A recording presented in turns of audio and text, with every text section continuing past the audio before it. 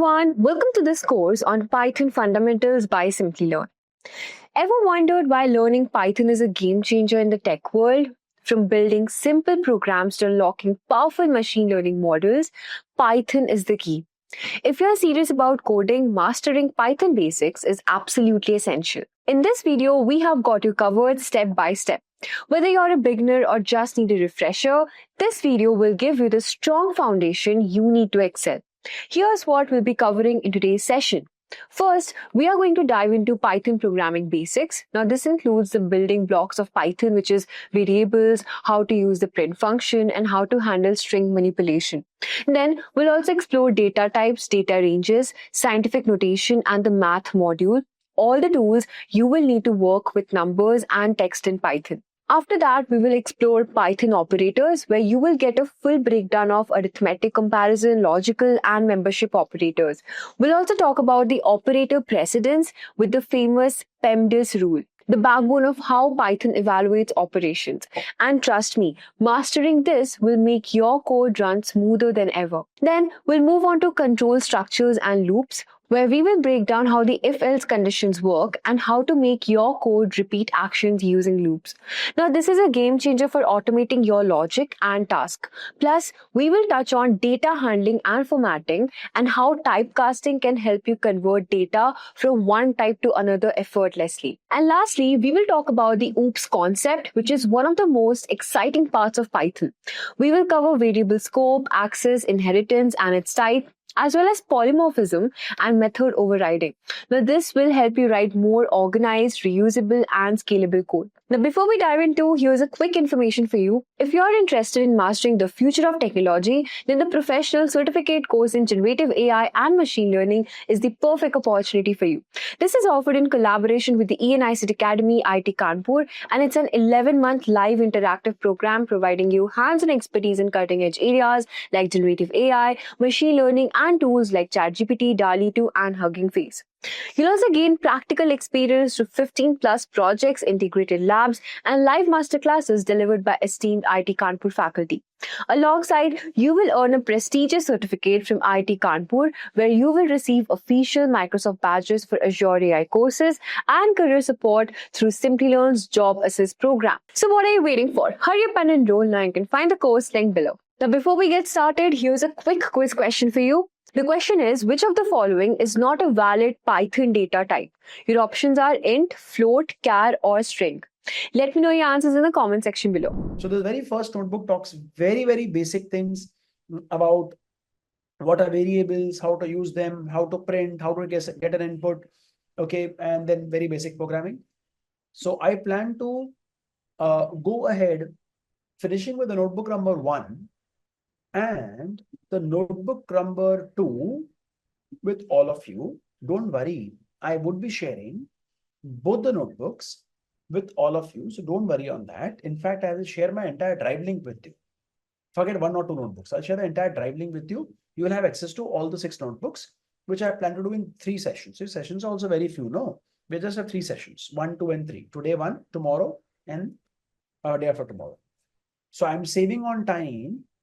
Instead of calling everyone on audio and getting introduced, hence we got this Google form filled up, right? So we're trying to actually save time there so that I can devote more time in the teaching learning process, you see, right? So this is another notebook which talks about a few more things and exposes us to a few more types of functions and built-in variables, you see, and it has few more programs here. Okay, now friends, I'll tell you one thing very honestly, it is immaterial whether you program in .NET or in Java. Python programming compared to other languages, trust me, is easier. You see, it is easier. The learning curve of Python is shorter compared to .NET, compared to Java, compared to React. So if any one of you is working in web development or in Java development, you will have a bigger and longer learning curve. Learning curve is much shorter, where you very quickly, you yourself will feel that, you will feel that you're with Rocky or with any other good trainer, it just took about 3 to 4 hours and you came in sync. You see, so that is what you're going to experience. So that's not because of that we are training you good. The idea is that the language is easy. We know that Python is a high level language, and all programming languages which are high level, it becomes easy for us to code because we code English like, be it Java, be it JavaScript, be it Python. We write English statements. We use English words. So it's a high level language. Of course, the language was created way back in 1980s, but it has become popular in the last 10-15 years a lot because Python is being heavily used for a lot of machine learning, deep learning, NLP, CV work. So therefore it's become more popular. There are a lot of IDEs, which that means integrated development environments, which we can use for running our Python code. So we can use PyCharm to run our Python code, but I don't advise this because as you progress ahead, you're not going to do too much of Python coding. You are going to use a lot of Python libraries. So it becomes a little difficult to keep on installing libraries one by one. And tomorrow, if you change your PC, you're working in office, you're working at home, you may be working at maybe at some college or whatever. So then when you change your PC, again, the reinstallation of libraries is required. So you can save your time by using some kind of collab environment like this, where you install it so that it becomes easy, and because you haven't to keep code on one PC. See, in PyCharm or in Visual Studio Code, the code is in my PC. Yes, if you're carrying a dedicated laptop, cool. Then PyCharm and VS Code Editor are very good. No doubt about it. Okay, and if you're doing some confidential work for your company, you're making your own project for your own startup, or maybe for our own proof of concept, then yes, working in PyCharm and VS Code Editor is a good idea because you don't want to share your code. You have no intentions to share your code with anybody else. Then I think this is a good idea. This is a good one. Okay. Now, for the sake of simplicity, for all learners at Simplilearn, not restricting to IIT Madras or IIT Bombay or IIT Kanpur batches. No, no, no. I'm looking at in generic sense. Across students at Simplilearn globally, we all use Google Colab so that all of us are at the same page to use it. And this is the easiest tool to use. Even for a fresher to actually start who's not been coding at all, this is the easiest tool to take a grip on. Okay. Now, friends, like every programming language, Python programming language also has something called as language constructs. What are they? Literals and variables. Let us say this way. Suppose if I'm asking my friends Harshit and Suresh their names. So how would I say, I would say, okay, myself, Rocky Jagtiani, what's your good name? So when I'm asking you this question, in my mind, there is a variable called name, and my friend Suresh says, Rocky, my name is Suresh. So I'm going to hold his name into his variable, but his name called Suresh is a literal. His enrollment ID at Simplilearn is literal. His age is literal. His years of work experience is literal. So what is a variable? Variable is something which is going to hold. So I can think it this way. If I draw a box in front of you, this box is my variable. Whatever value you write inside the box is my literal. So this becomes the literal, and this placeholder becomes the variable which is holding something for us. Okay, this could hold their age, years of experience, the company for which you work, XYZ. Great. Let's move on next. Data types. Very basic question I'd like to ask all of you friends. Is our age and our name data of the same type? Is our name and our age data of the same type? They are not. Good. Therefore, data types indicate what is the type of data. We all know that if I'm fetching somebody's age and somebody says that Rocky, my age is 25, somebody says my age is 50, Cool. So I don't hear anybody saying that my age is 25.37. I've not heard of anybody saying that. Or somebody coming in saying me that, okay, Rocky, my age is 50.13. I'm sorry, I've never heard this. And therefore, when anybody is giving me an age, they don't give me decimal points. They only give me whole numbers. You see, they only give me whole numbers like 25 and 50. And because they only give me whole numbers, 25 and 50, therefore, my data type is int. But tomorrow, if I'm trying to ask that when we get paid our salaries and our offices got our taxes, so a tax may not be exactly a whole number.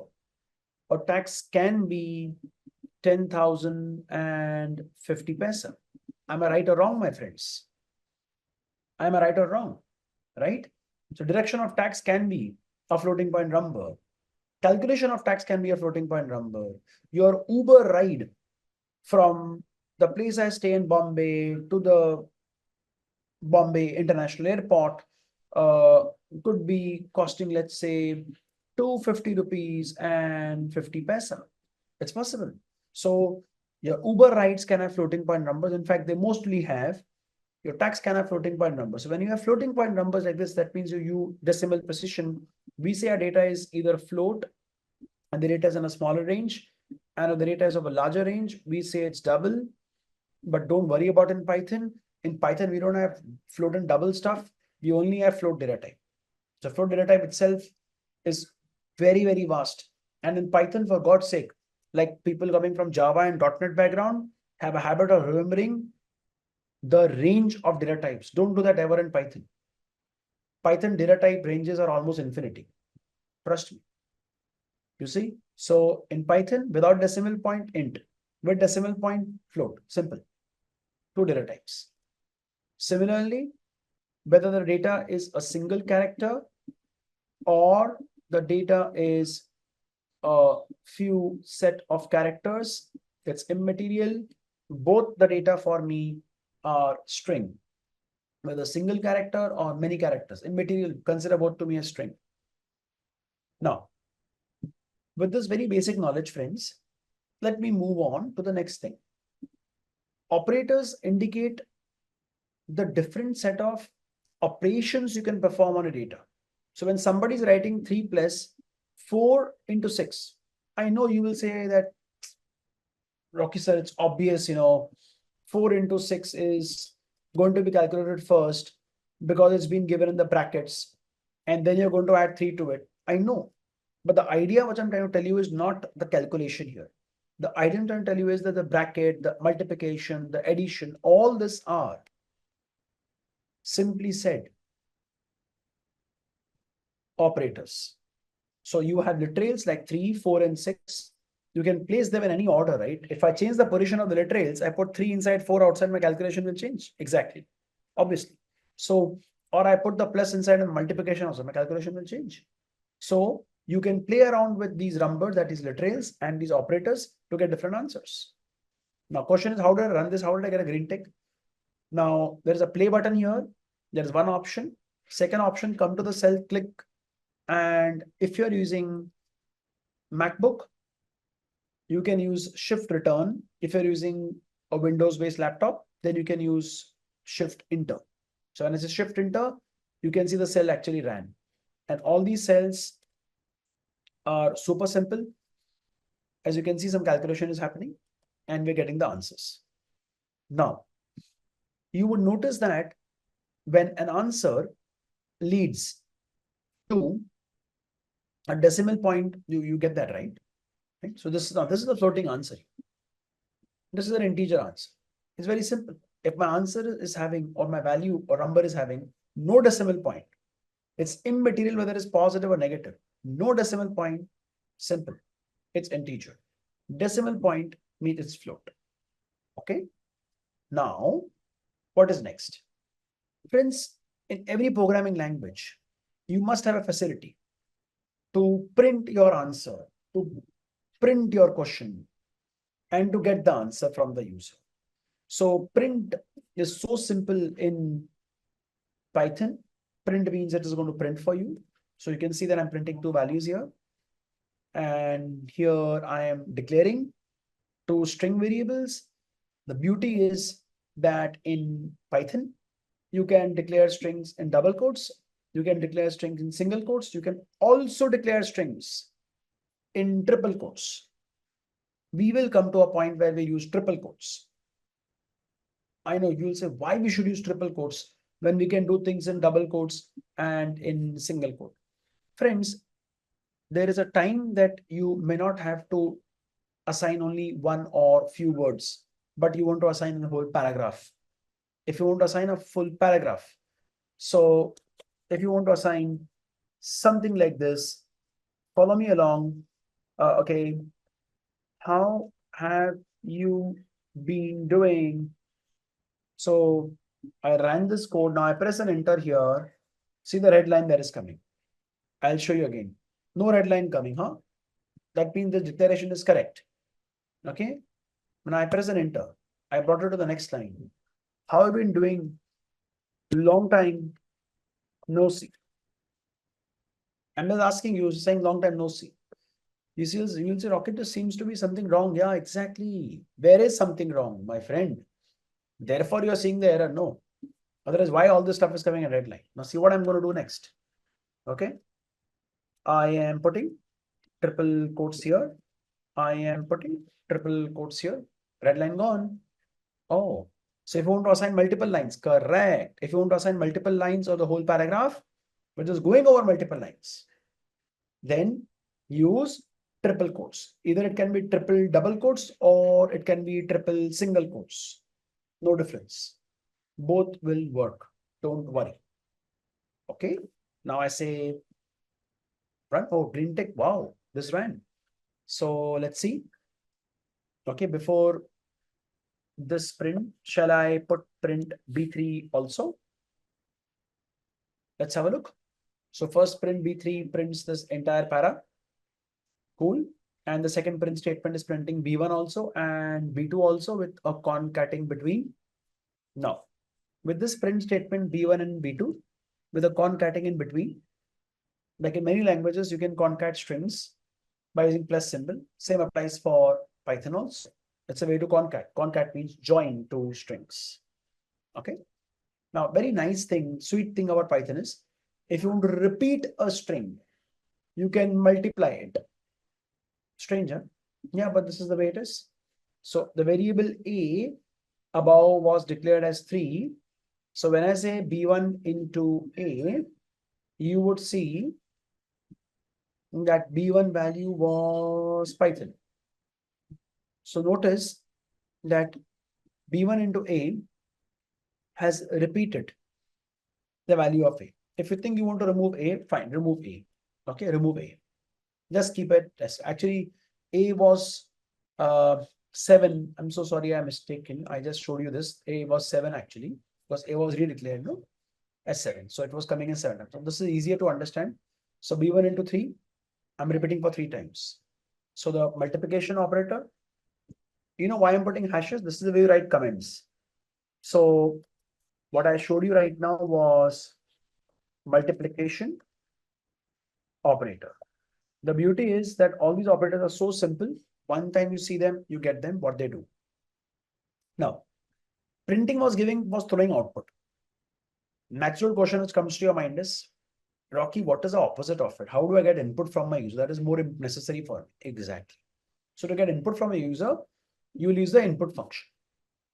So input function, you are asking me your question, whatever you want to ask. Here, please remember this thumb rule. Never forget. I've given a comment here, that's my thumb rule. Input always accepted as a string. Input always accepted as a string means whatever input you give me, look at the way I'm running this code. This input is waiting here. So I say my name is ABC and I press enter. You know what has happened? ABC has gone into the variable name. So wherever I use the variable name, I see ABC coming in the output. You get me?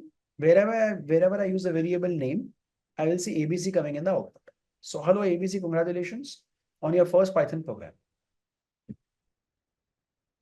You see, right? So you get it. You got the output. Now I'm writing the next piece of program. I want to recall the rule. I hope all of you remember the rule that the input function returns to us a string.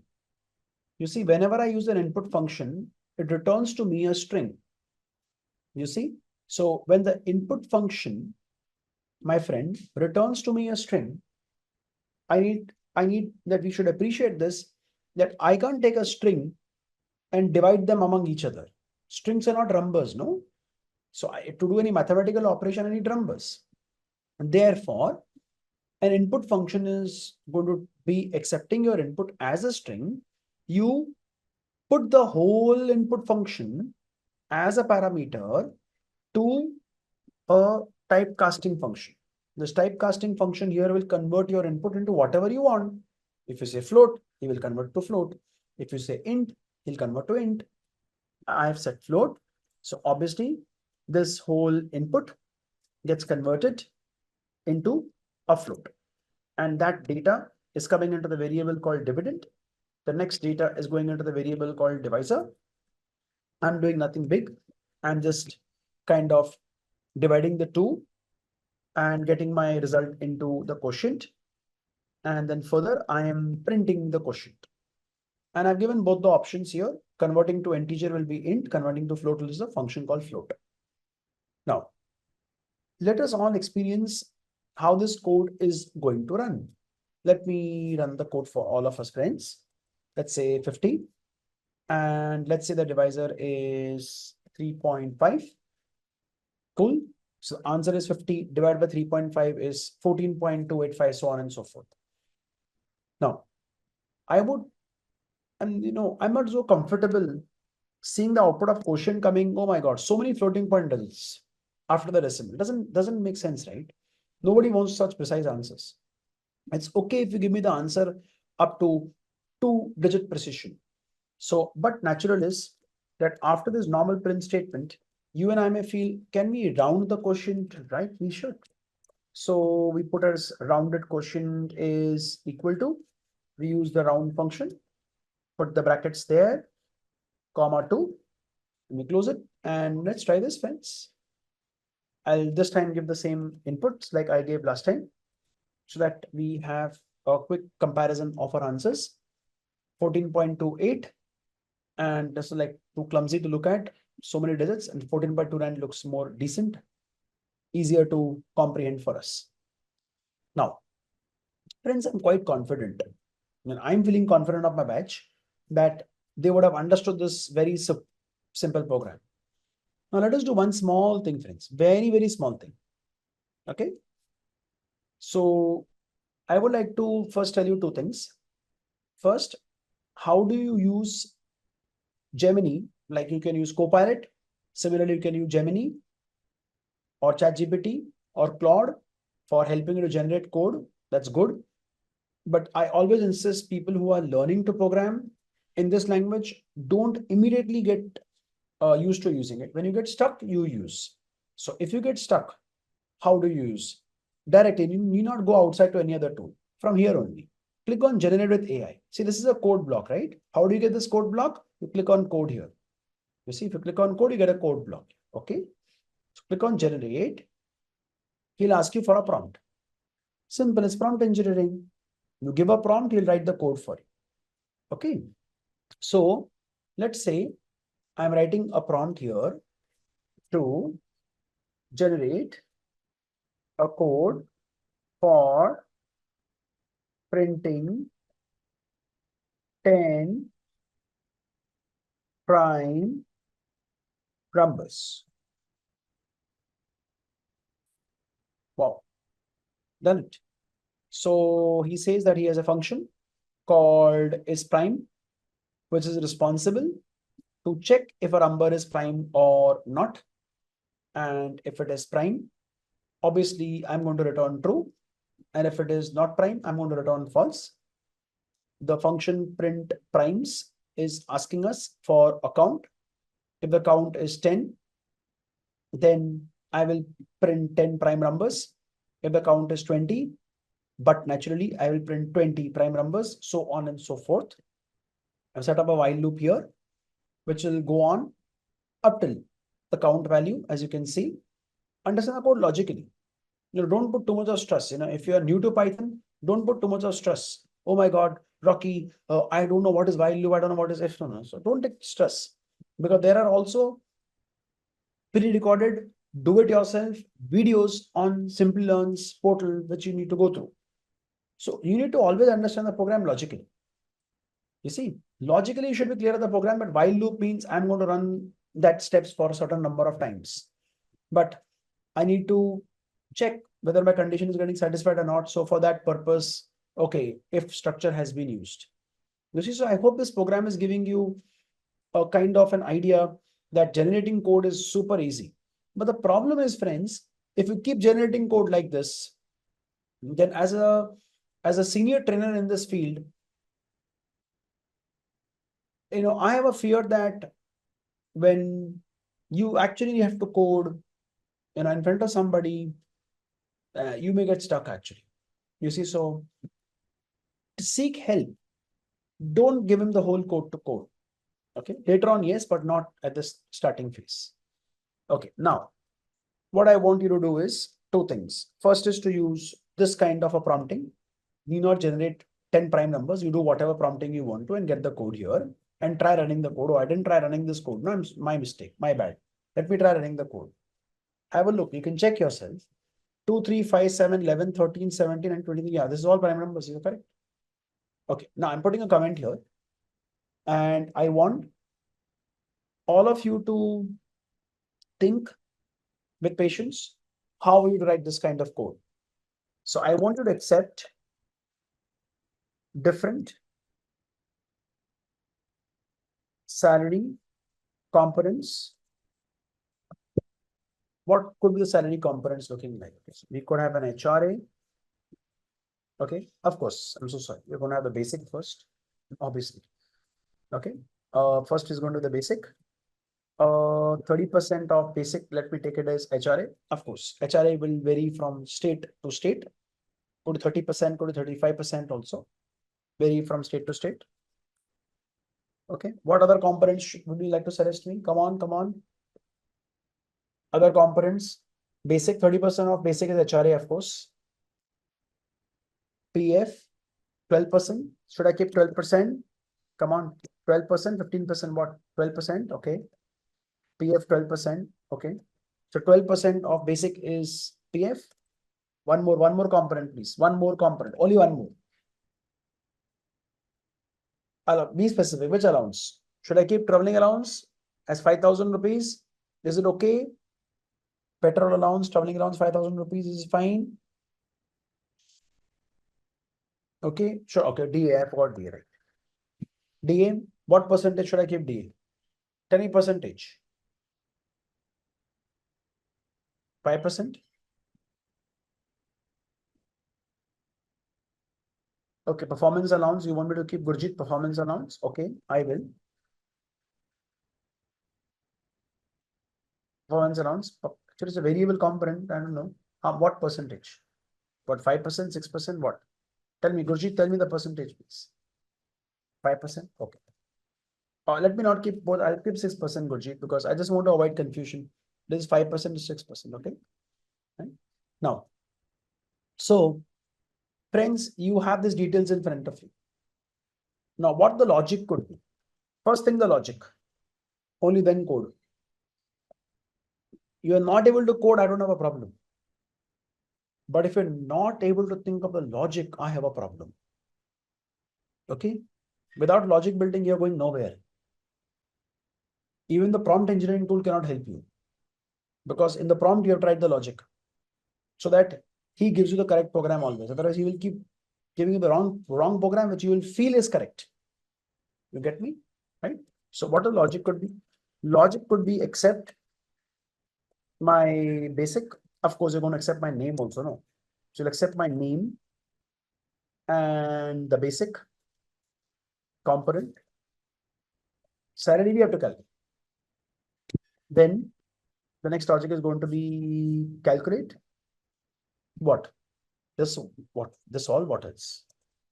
Calculate this all. 30% HRA, 30% of basic HRA, 12% of basic PF, 5% of basic DA, 6% of basic performance allowance. So what next? Add up all components, right? Add up all components. That's it. Print final sum. This is my logic. So, friends, I want you to think. If I miss some step in the logic, you can please correct me. So my first step is going to be, there is a name and there is a basic. Again, if you notice, see what happened. See what happened in front of you. You say, Rocky, this is helping you. Ah, exactly. This is going to help you. So you haven't to use Copilot or Gemini or ChatGPT or Claude externally. You are having everything here. That's it. You just built the logic. He learned what logic I built. Now he will keep guiding me according to logic. I have no problems. I find this is good. So I say tab. Moment I say tab, he has accepted your name, put into the name variable. Accepted your basic salary, convert to float, you put in the basic variable. Very nice. So remember to type the logic first so that you can get help. I'll tell you one thing very good. One thing is when you are coding here, Colab Notebooks uses internally Gemini. Gemini learns what kind of coding you're doing. So the more you code yourself here, the more the better the help he can give you because he understands you. You see, right? Okay, Gurjeet, you are asking me that I've taken performance. I've taken every component here as monthly to calculate monthly salary. Okay, at the moment.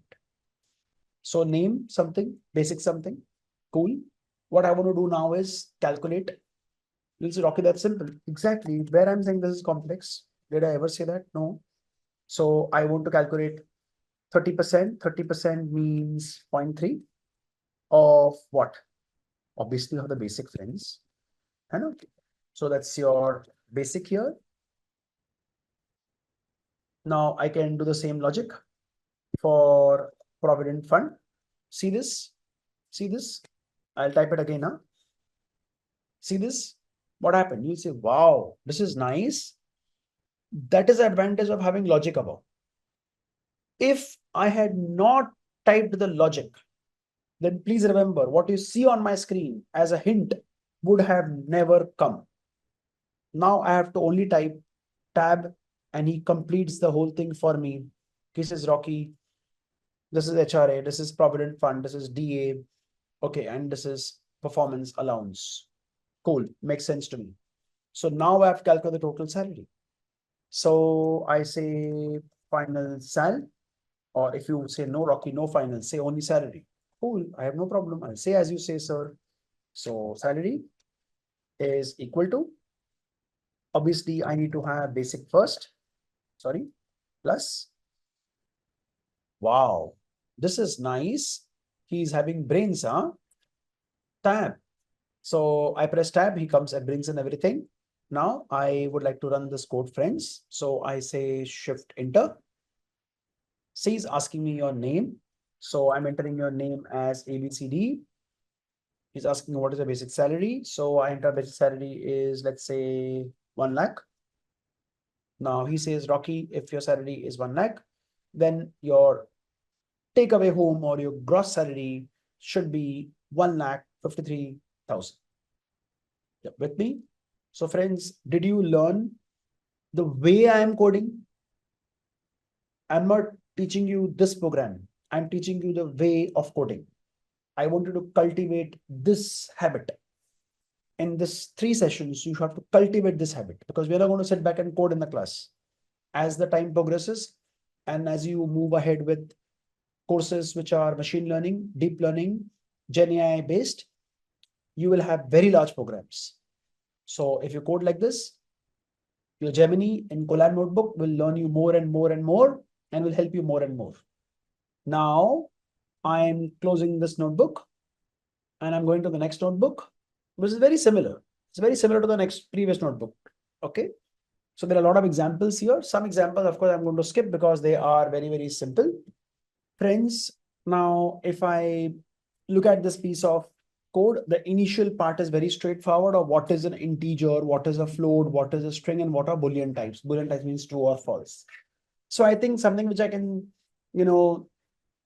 skip, something which I can skip and keep it for all of you to investigate is the first few programs, the first few code snippets. By the way, one small thing,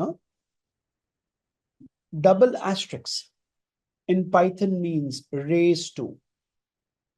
So this means I am taking this number, raising it to 100. I'm taking this number, raising it to 100. Okay, right? So you'll say, Rocky, this number itself is so big, raising it to 100 is going to be phenomenally big. I told you some time back, friends, never ever bother about data ranges in Python. If you start bothering, you're wasting your time. Don't do that. See the number output I got in Python. See, this is like phenomenal. This seems to be like weird. See this. The number flows unknown. So Python is not going to give you an exception, of a number out of range and all that stuff like Java or JavaScript does. Don't worry about all those things in Python. Okay. So you have these good examples here. Then this is something which I always tell my batchmates to scan it yourself, where you should know that there is something called as a scientific notation to represent numbers, in which we use the term called E. E here means base 10. The term E here means base 10. So something which is a number like 4E2, it actually means 4 into 10 raised to 2. And something like 7.38 E minus 3 corresponds to 7.38 into 10 raised to minus 3. So on and so forth. Right? So I hope I'm not confusing anyone, friends. So this seems to be clear. Now, obviously, you should feel to ask me that, Rocky, when will I use scientific notation? That's a good question. So you should use scientific notation when the number is too big or too small. You see, when the number is too big or too small. So if the number is too big or too small, then the idea is that it's going to be actually, it's good that we use the scientific notation. You see, right? Okay. Now we move further, friends, to look, which I'm giving you the work is to go through all these programs. So in strings, we have all these data members are of type string. I can have single quotes, I can have double quotes, I can have triple quotes. You see, all of them being used for the purpose of being holding strings. Idea is very simple. If you have a single line data, you can use double quotes or single quotes. Okay. And if you're going to have multiple line data members, then you should use triple quotes, as you could see here. You see, right? I hope you're able to get this point very clear. Okay. Now we move further. All these are very one-liner programs, which are very similar to what we have done in the previous notebook. This is for practice, which I want you to just go through once and run it. One small thing, A is true, print A, which will actually be holding a data as true or false, and then go ahead printing that. Okay. We move further here. Application of Boolean indicates that when we use Boolean data, we are able to take a decision. So the application of Boolean is to take decisions. So whenever you use relational operator, the outcome is a Boolean data. So is A equal to B? Answer is no. So it printed for me false. Is A less than B? Answer is yes. So it printed true for me. So this true and false can be used for decision making. So you need to have a if else construct to take a decision. And therefore, the outcome of this relational operator, which can either be true or false, will help if to take a decision. And thereby, a decision that is taken here indicates whether the data is equal or not equal. Okay, right? I hope up till this point, things are going very simple and very clear.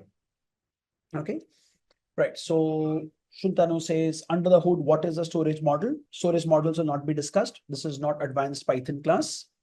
And this is not a class for memory storage discussions. This is just 3 classes for getting you acquainted with programming fundamentals. So this will not be discussed. Akash, we have a function called log, which is separate. That doesn't apply here in the e base 2. So this e is not log. This e here is 10 raised to something. When talking of log, there are log to the base 10. There is natural log also. So there's a separate function called log in the math library of Python, which can help you doing that.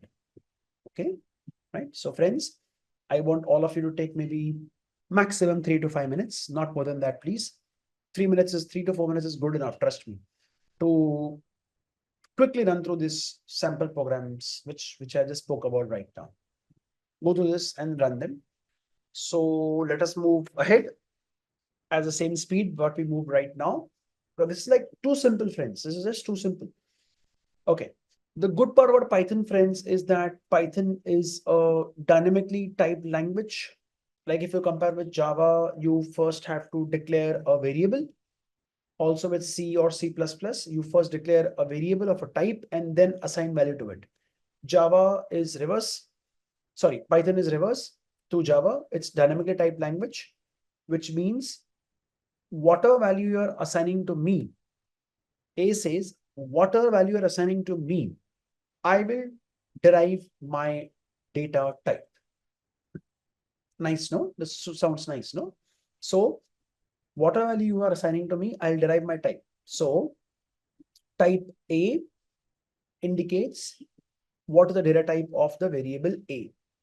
Simple as this, right? So if I run this piece of code, I realize that what I'm getting is class float and class int, indicating that in this case, the type is float. In this case, type isn't.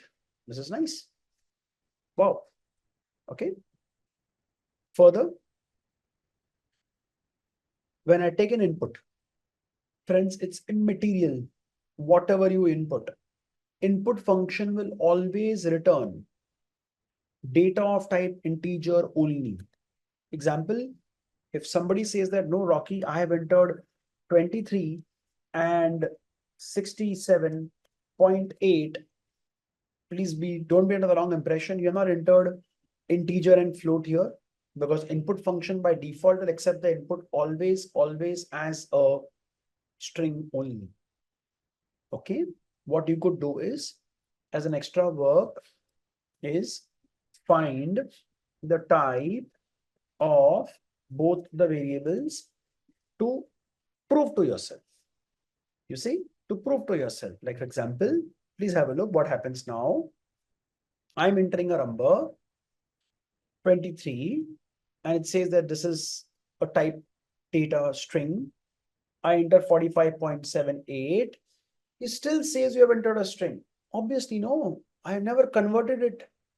When did I convert my input into an integer or into a float? I didn't do it. So it's going to be string naturally, right? The beauty of strings is they are concatable. So if I have this kind of data, I can actually concat them. Notice this is 23. Concatenated 45.78. Oh, right? So concatenation. You can find type like this also. Okay, this is simple concatenation.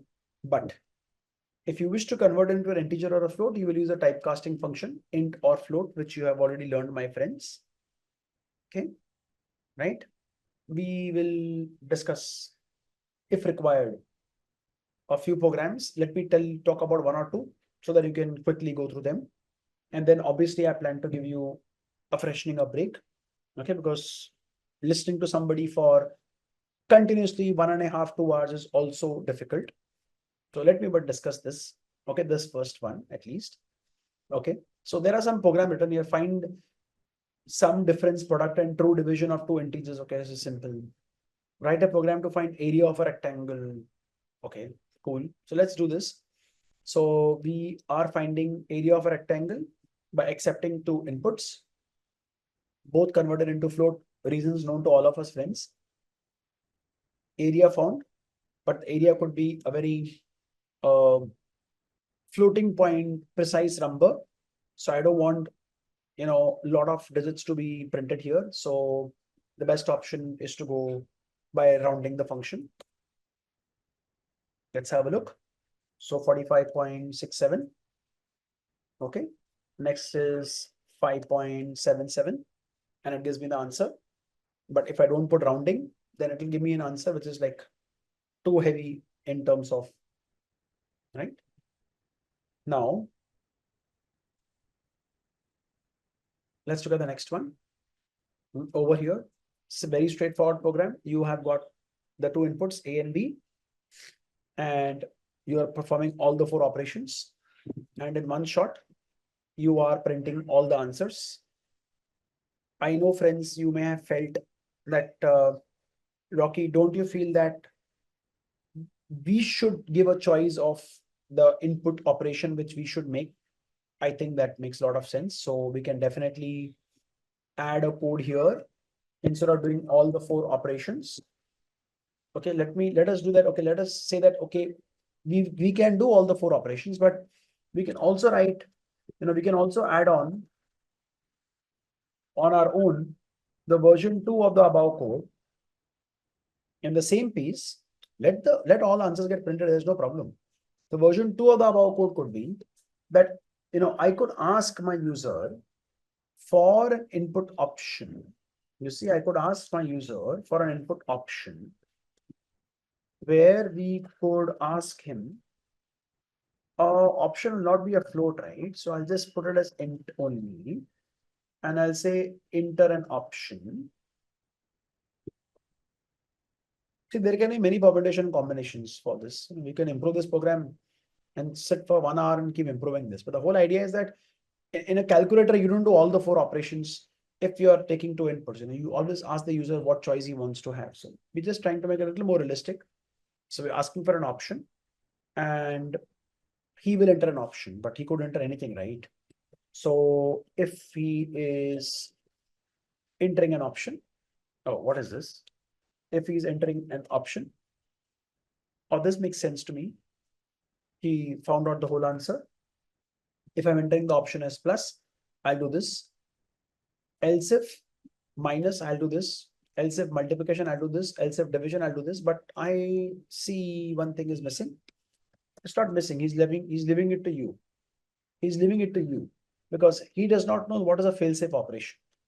Understand? You have to decide the safety net. How can he decide the safety net for you? So if the option is none of these,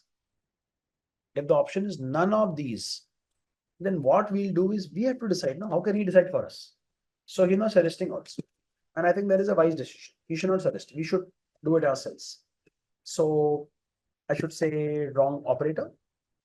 Okay. Or I can politely say to the person that please check your operator entered. I think that will help him, help the user. Correct. So let us do this once, friends. I run the code.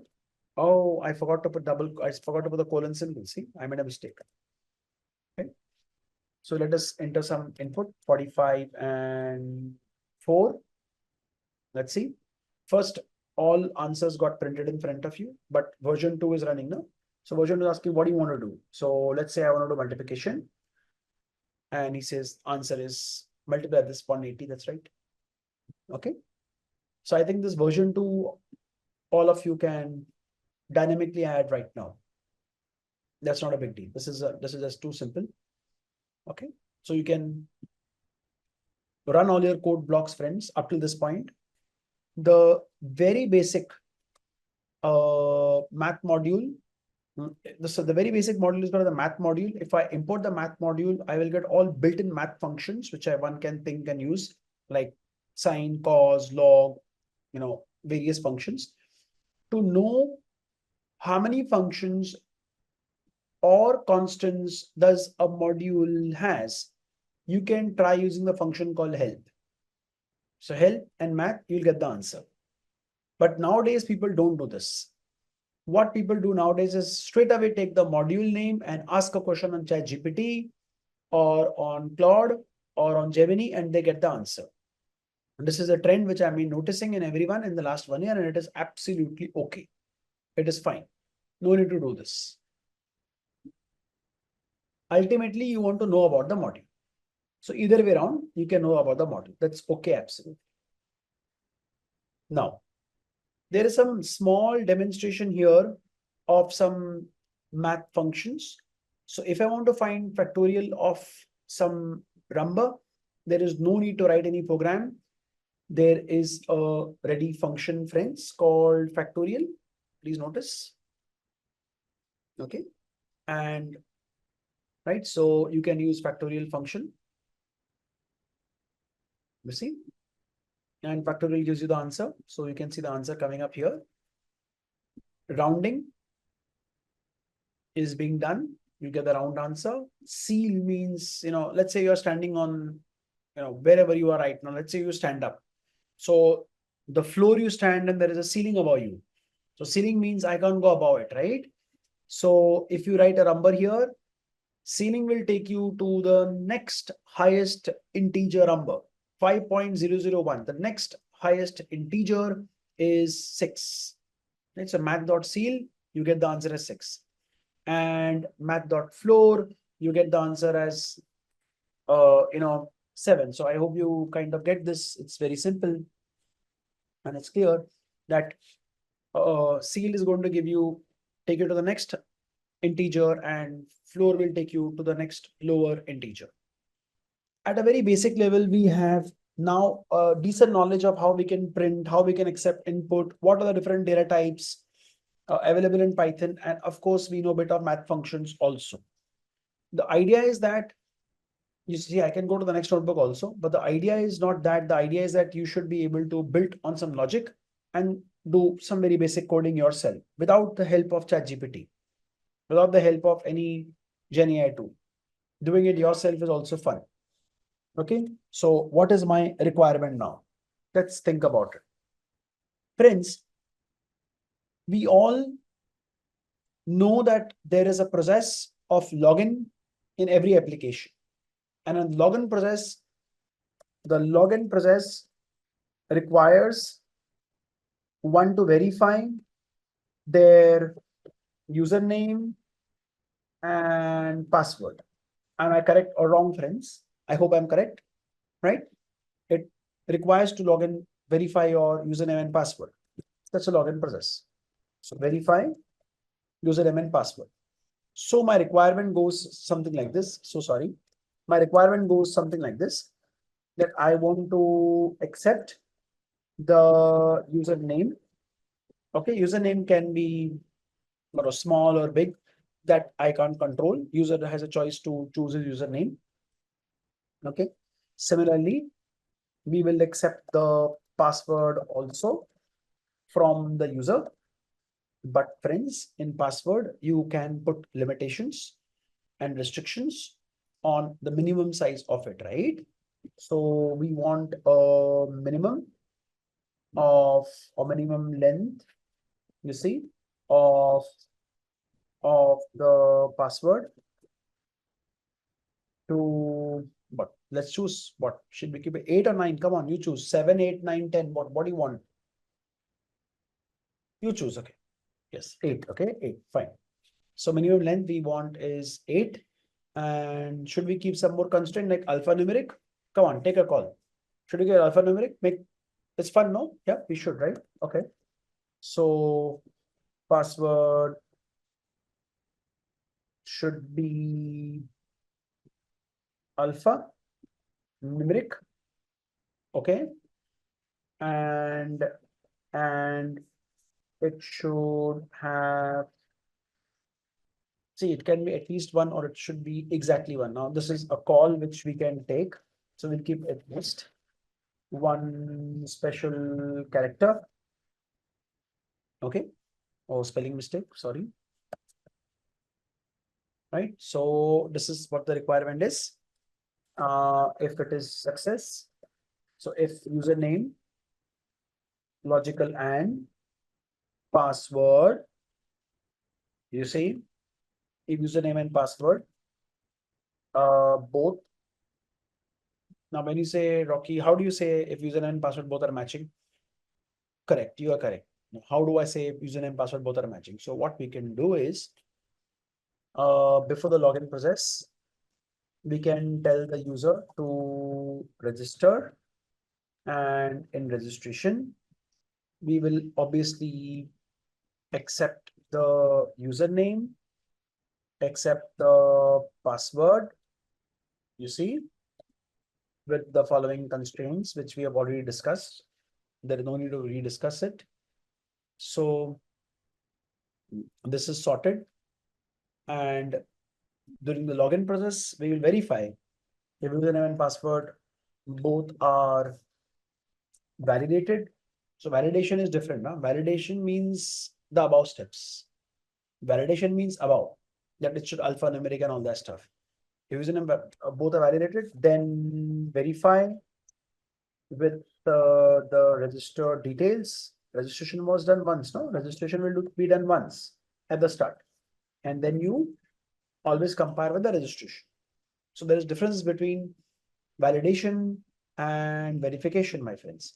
Validation means that there are some thumb rules or some input rules of your system. Example, password should have minimum length of 8 characters is validation, not verification. Verification would be that what password you have entered during the process of registration, I like to verify against that. Okay. So username and password both are validated, then verify with the registration details. In this case, any one condition can be true. That means, let's say you can log in or get an OTP either through a mobile number or through an email ID. I'm just giving a situation. You see, I'm highlighting this a greater than 0, but I'm giving you a practical situation. So let's say you want to get an OTP off on a website.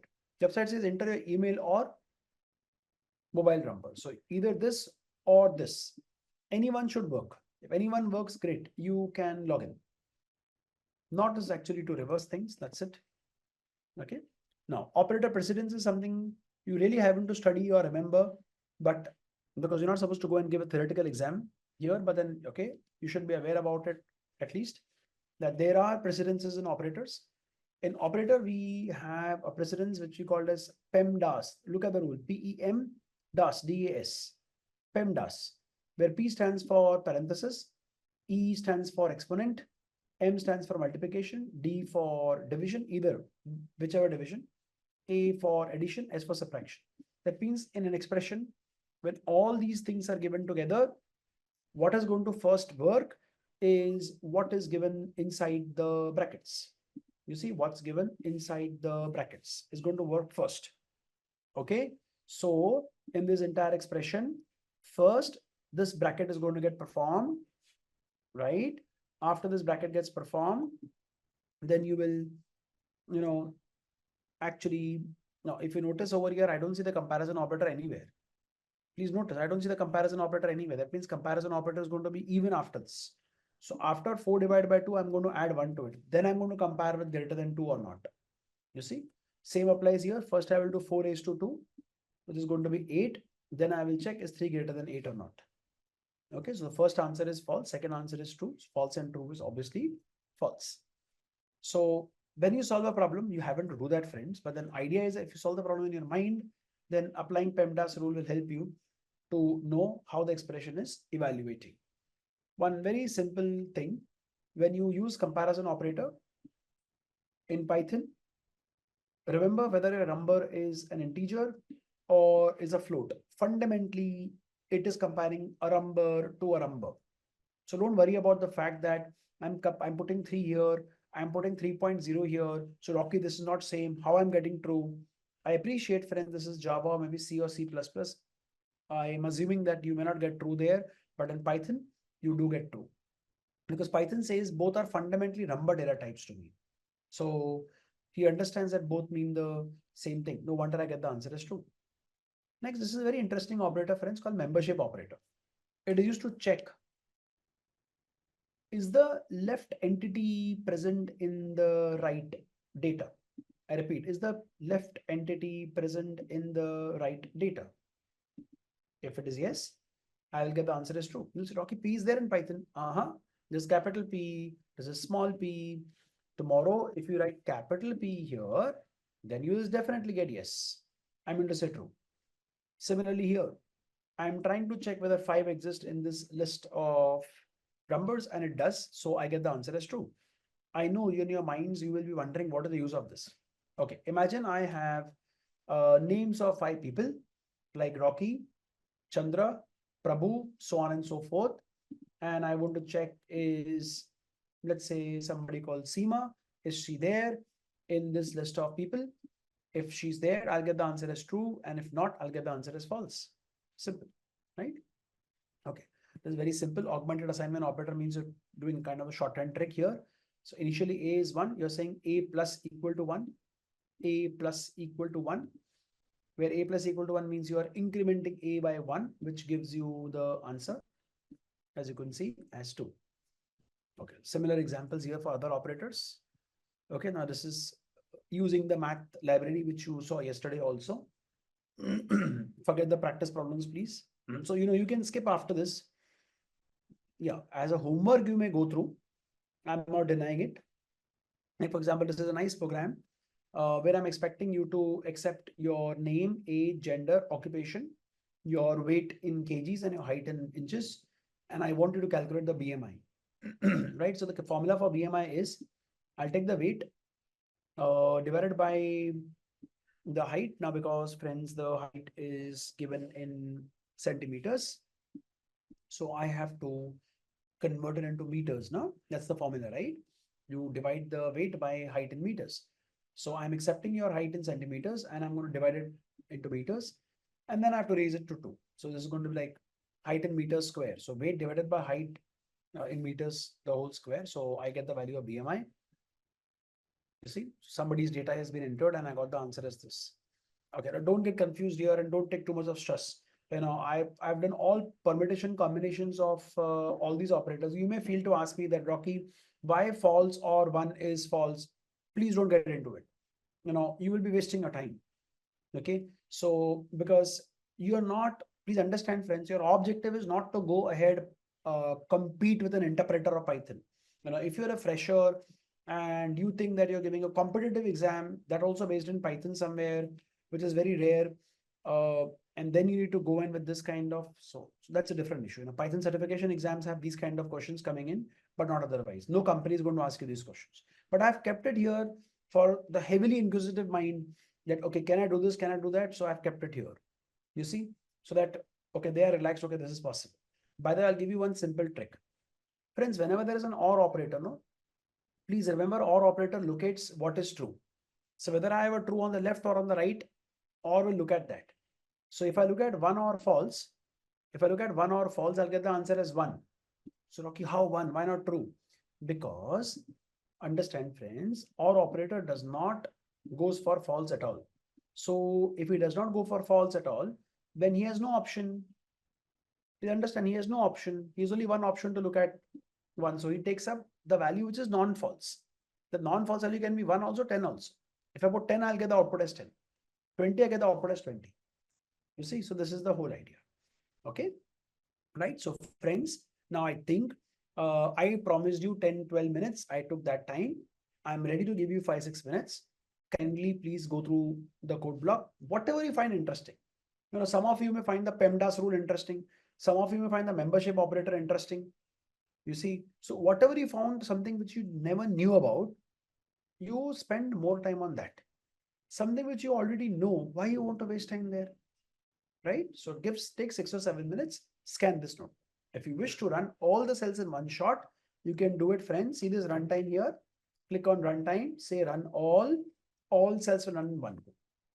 Right, friends? So I hope you have gone through. Don't get into the trap of I can give you maybe 15 more such combinations, which probably are a little trickier to think about it. But please understand, you're not competing here with the Python interpreter. Point number one, at least as a part of this course of where you're talking about GenAI based applications. And you're not looking at a Python certification program. If this is a Python certification course, for example, there are some institutions at international level which conduct Python certification exams. Then they ask one or two questions of this kind. Okay, otherwise this is of no use, trust me. In machine learning, generative AI field of programming, this is of no use. Okay, but just to answer you, quickly on a few questions over here. So, see, get this idea very clear, friends. Whenever you have an OR operator, no, the OR operator always tries to pick an answer which is not false. But the problem is that 0 is also considered as false. Now, because 0 is false, so OR operator does not evaluates. So when you get an answer of 0 or false with false, I want you to self-realize this. Instead of somebody coming and telling you, as I told you, friends, there can be 15, 20, 30 more such combinations. How many will you keep remembering? So what is more important is self-realization that, okay, my trainer told me that whenever it's an OR operator, it tries to pick up a non-zero data, a non-false data, but 0 is false. Correct. So because 0 is false, the OR operator short circuits and does not checks what is ahead and simply picks up blindly what is ahead of it and throws in the output. This is what is done. Therefore, you see the output is false. You see, right? One way of thinking. Another way of thinking is this way. Rocky, 0 is false. False is also false. False with false obviously will be false naturally.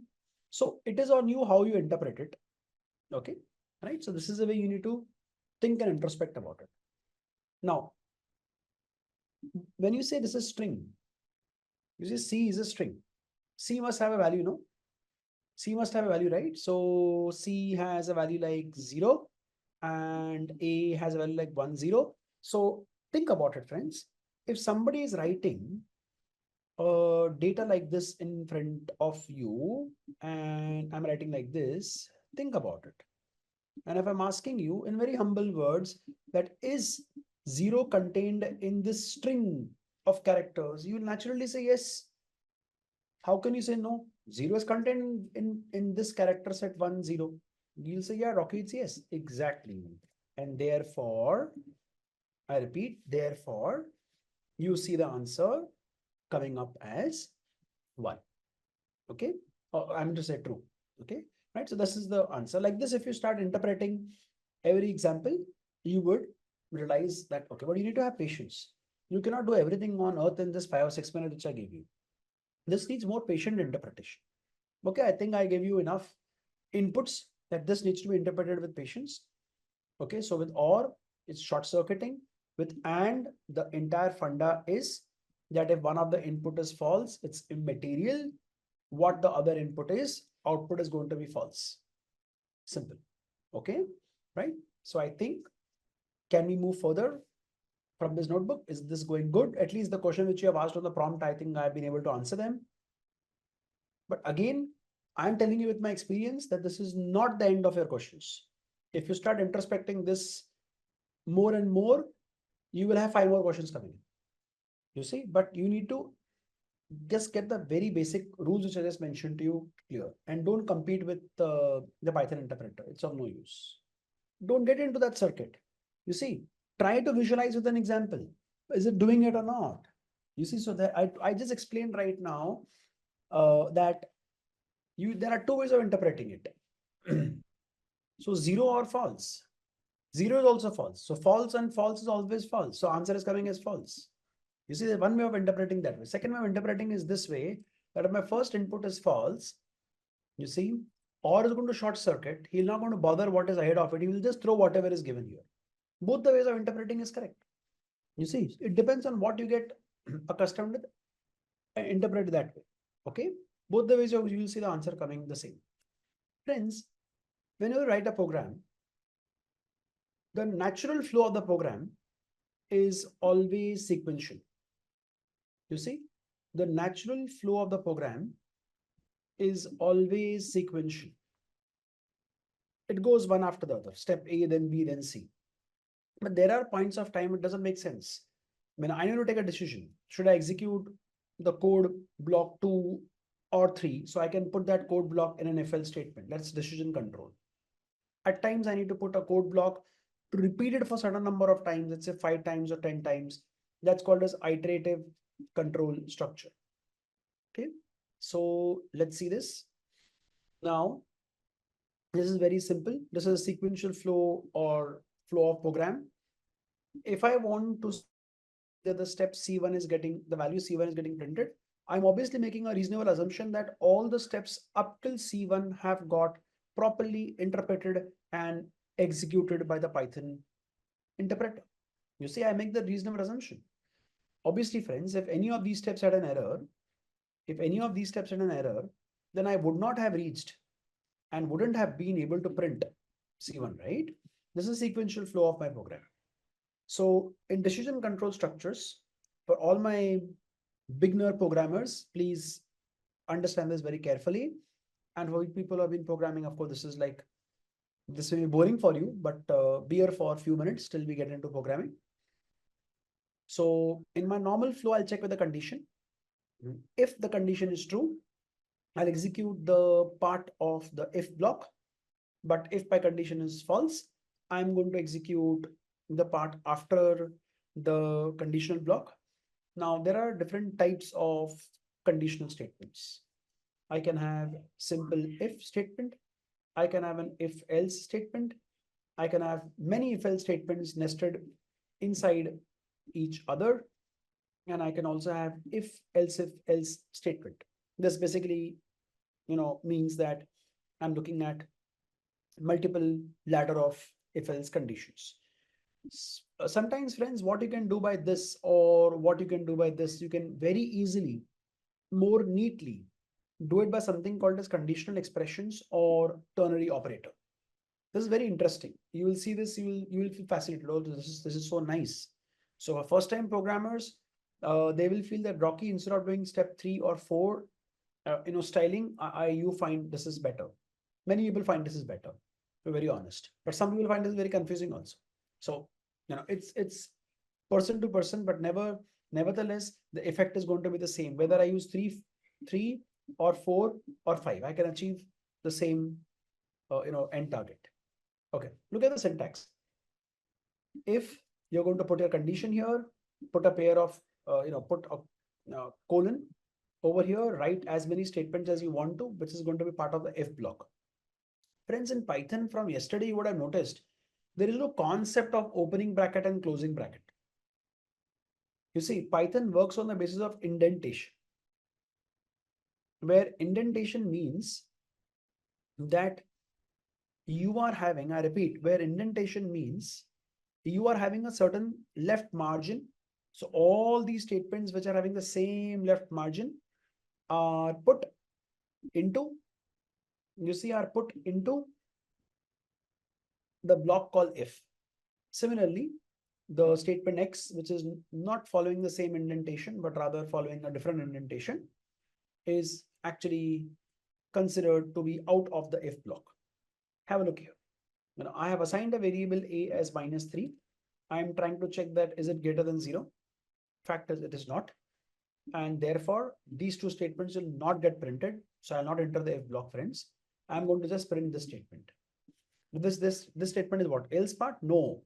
This statement is simply written outside the if block. So I say this is the if block. What I'm highlighting is the if block. And this is the part which is coming normally after the if block. Simple. Okay. Now, let's take a very simple example. You see, write a program to prompt user to enter their name, age, and amount to be paid by them.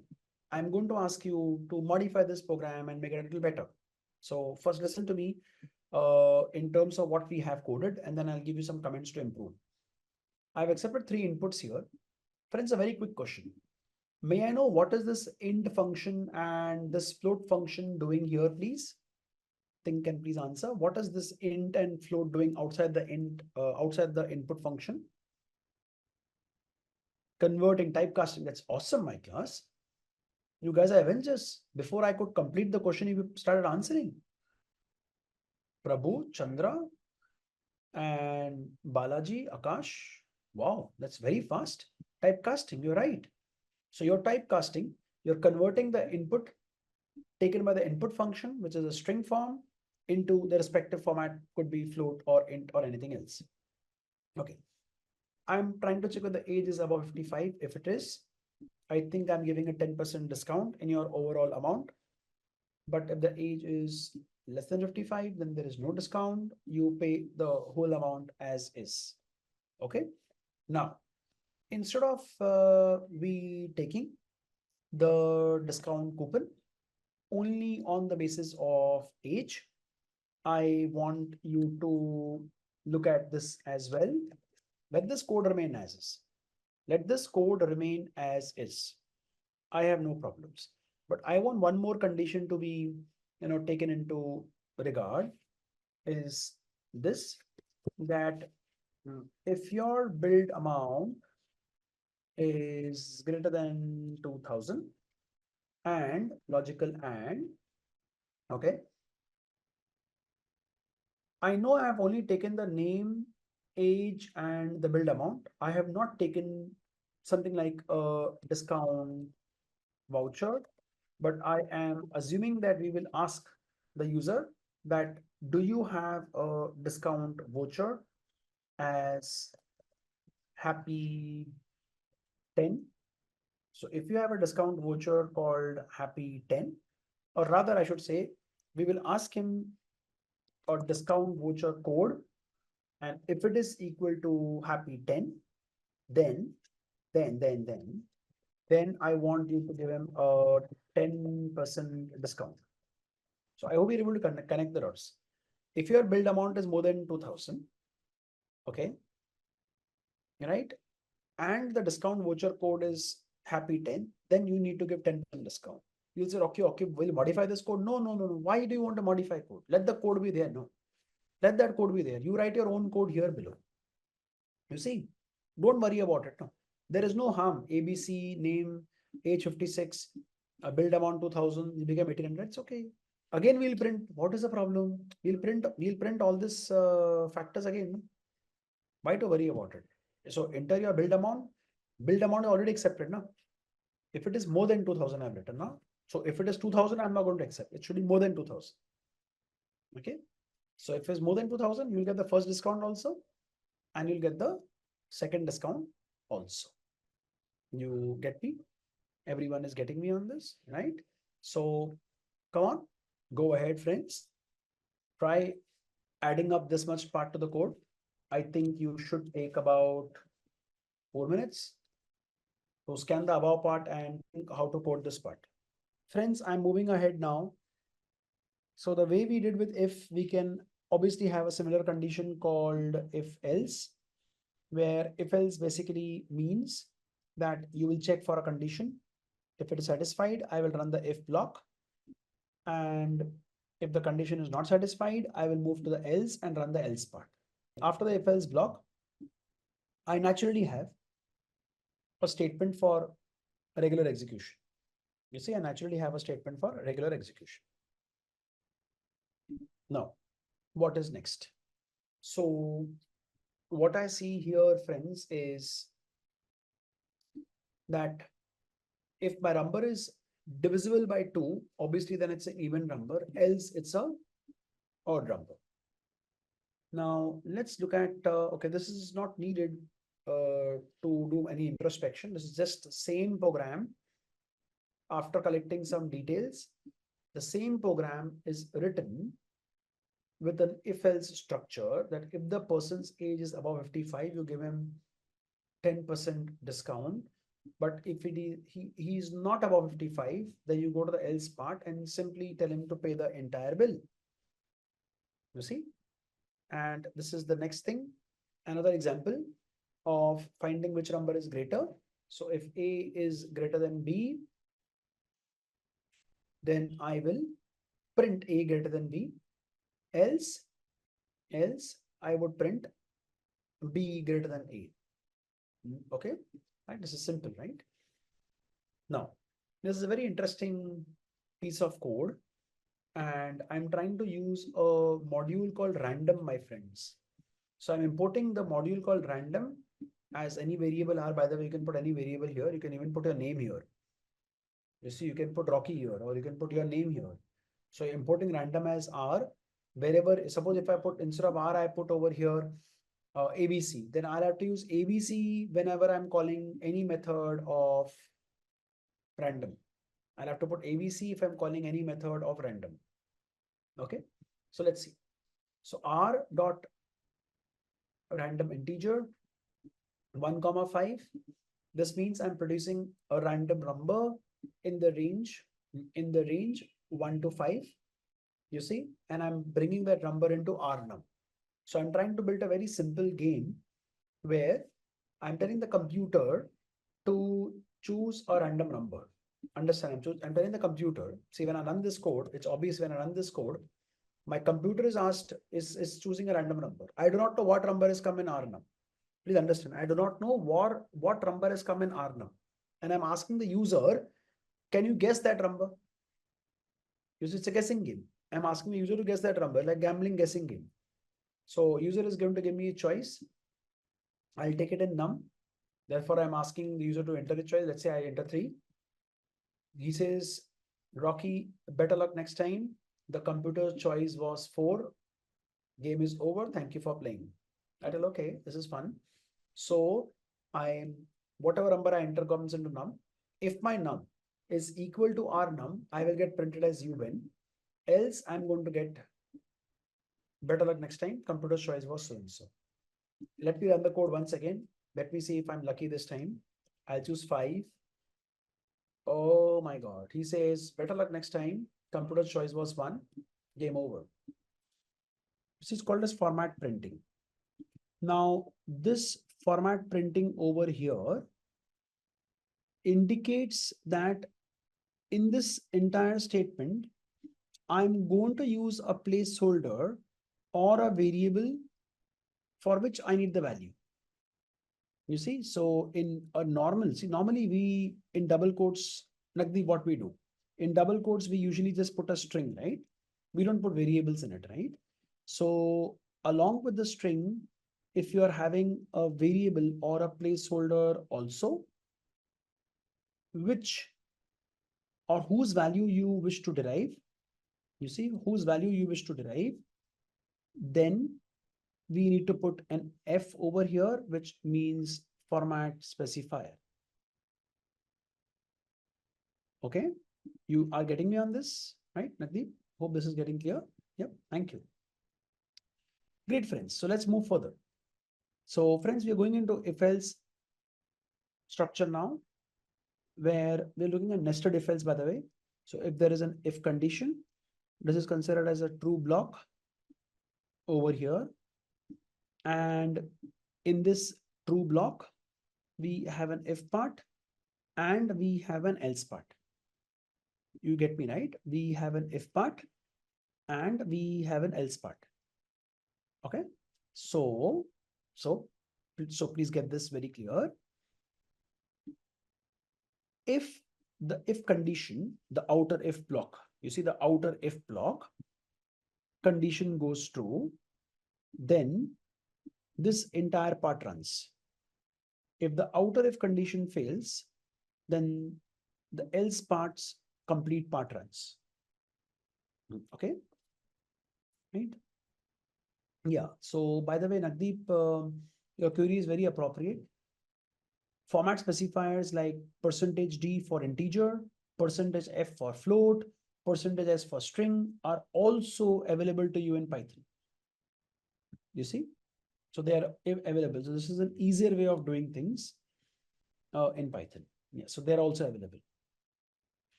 And they also can be used. And you will see programs coming ahead where I've used them as well. Okay, so don't need to worry about it. Great. So this is a very simple program, friends, in which I'm trying to find the greatest of the 3 numbers. How are we going about? So I've got three numbers over here, that is A, B, and C. If A greater than B, if this condition is true, then I get into my inner if block. You get me? If condition is true, then I'm getting into my inner if block. So if this condition is true, then this part of my code executes. Else, if A is not greater than B, please get this. Else if A is not greater than B, this part will get skipped and I'll come to the else part and this part of the code will get executed. Okay. Now friends, I hold on this and I'm asking you, I want you to answer. Here also I've done the similar way of coding. How is this piece of code different from the above piece of code? How is this piece of code which I'm highlighting on my screen different from objective is same? Here also I'm finding the largest of all the numbers. How is that this different from this piece of code? What difference do you find in both? I want your theoretical answer.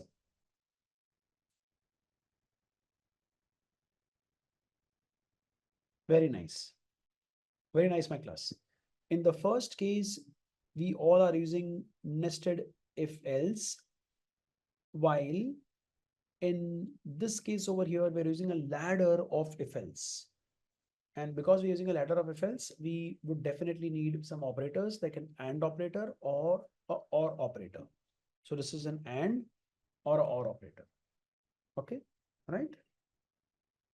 Right. So you get me on this, everyone? Perfect. So I'm holding on this. I want you to execute up till task 5. You'll say, Rocky, task 5 is something which no, sorry, not task 5. So sorry. Task 4. Task 4 is this. Nested if else and this one. So execute all your programs up till finding largest of 3 numbers using logical operators up till this point. Perfect. Now let's see this. Let's make a program a little better. Last time we gave only one turn. This time we are giving 2 turns. You get me? Last time we gave only one turn, right? This time we're giving 2 turns. So let's have a look at this. So what I see here is import random. I'm generating a random number. Let the system get the random number. So this is a computer generated number, which I'm supposed to guess. So the first guess here is the first chance computer is giving me to guess. I will check. In the first guess, if you go correct, you win. Else, I'll give the computer is giving me another chance to guess. That means my first guess was wrong. So obviously I won't get the first guess again. So I get the second chance. I'll check. If it's still there, you win. Else, it's that I have lost the game because I've got 2 chances and whatever is the correct answer. Let's try doing this. Let's see. So I've entered 4. Oh my God. So 4 didn't work. That means the number of the computer and my guess were different. Now I'll give 5. Oh my God. So you lose. The correct answer was 2. Game over. Thank you for playing. So this program is, trying to use if else in a smart way so that I can give 2 guesses to my user. Okay. Now, this is of course very clear, friends, that in if else ladder, you can have many conditions given. A very simple example is calculating a grade where I'm asking the student to enter his marks. I'm trying to check if his marks is greater than 90. I print grade A. Else if the marks is greater than 75, I print grade B. Else 60, grade C. 45, grade D, so on and so forth. You see, so on and so forth. So enter the marks of the student. Let's say the student got 98 marks. This is grade A. Next case, the student got 70 marks. That's grade C, right? So I hope you're getting this. It's very simple. This is just a fun-loving example. The whole idea is that if the number is divisible by 3 and 5 both, you will print fizz buzz. if the number is divisible by only 3 and not 5. Only 3 and not 5. An example could be 12. 12 divisible by only 3 but not by 5. I'll print fizz. Similarly, there are more conditions also given. And if none of these conditions satisfied, do nothing, just print the number as is. Okay. So friends, instead of assuming a fixed number, I would suggest that you should modify this code where you will accept the number from the user and then start applying these conditions according to the rules that is given here. The same program of fizzbuzz written here has been rewritten here, but this program looks a little more neater because instead of nested if else, I have used if elif else ladder. Whenever you use a ladder, remember the program will look a little more neater. You see, nested will look a little more clumsy. Okay, so all the three programs are doing the same work. Oh, I have already done that over here. I have only accepted the input from the user, made it into an integer, and program it accordingly. Okay, right. I hope all of you are getting clear up till this point. Now I'm going to give you complete 3 to 4 minutes. Please take your time and run off all these codes by assuming different numbers here according to the condition that I mentioned here. You see? Okay. Shutanu says, is there a case construct in Python? No, there is not. I'm talking of switch cases construct the way it is in C, C++ and Java. No, it is not. What are the best practice in Python for deep if-else branching is to use if-else-if ladder. Or we go in for Pythonic way of coding, where a Pythonic way of coding is very similar to, it's not exactly same, but it's very similar to ternary operator or conditional operator coding. Move ahead into the next program. Next program is very simple and nice, no? Makes sense to us. So it says write a program to check if an employee is eligible for an appraisal and hike or not based on their total work experience. Point number 1, based on their total work experience and experience in current organization. You see, and experience in current organization. Okay.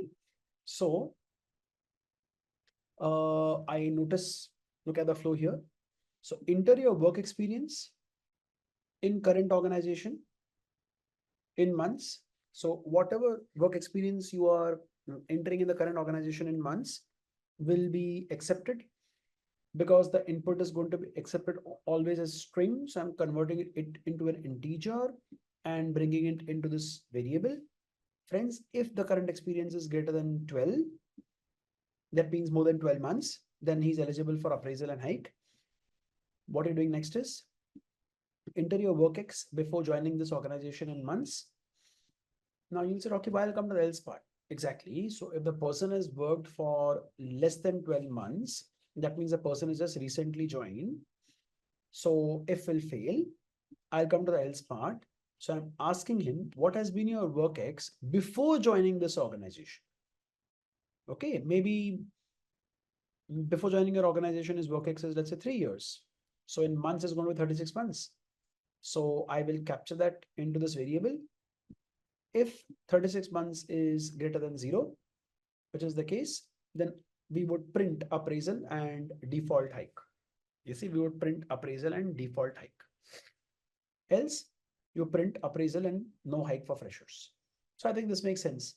So if the person is working with your organization for a longer time, then obviously you would print this.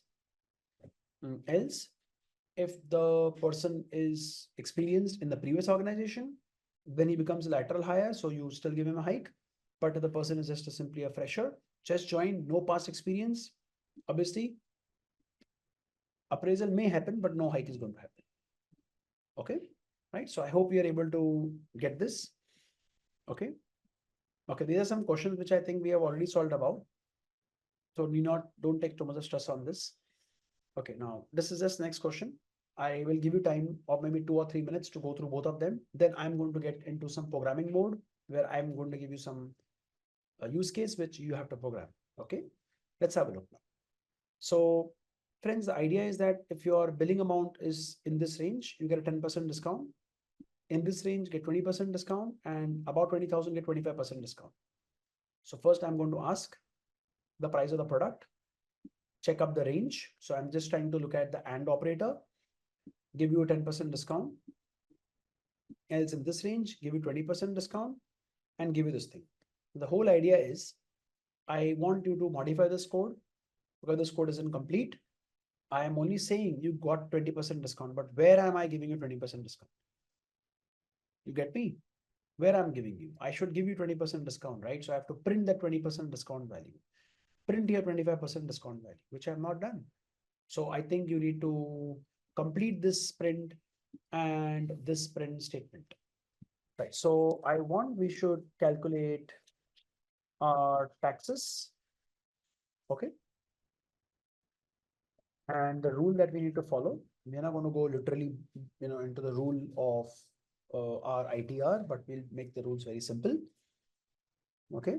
Now the simplest format of calculating of our taxes could be, first of all, to know whether the person is salaried or business.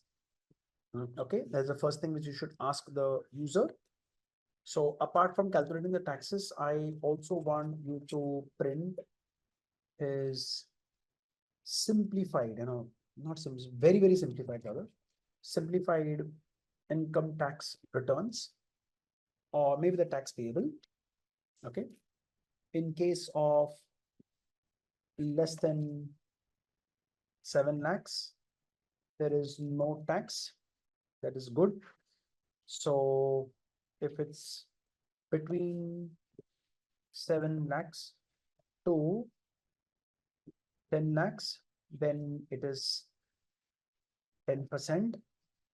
But understand that if somebody is earning like 8 lakhs, so first 7 lakhs, there is no tax. Now above 7 lakhs, it is going to be 8 minus 1. This is going to be 8 minus 7. That is 1 lakh.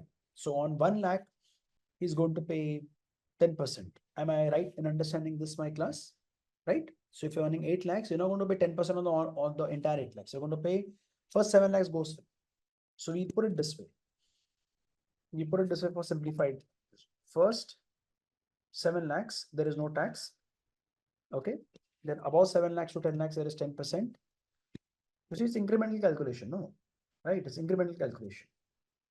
So next is 10 lakhs to 12 lakhs is actually 10 lakhs and 1 rupee is 10 lakhs and 1. So you understand, right? It's 20%. No, sorry, it's 15%. Okay.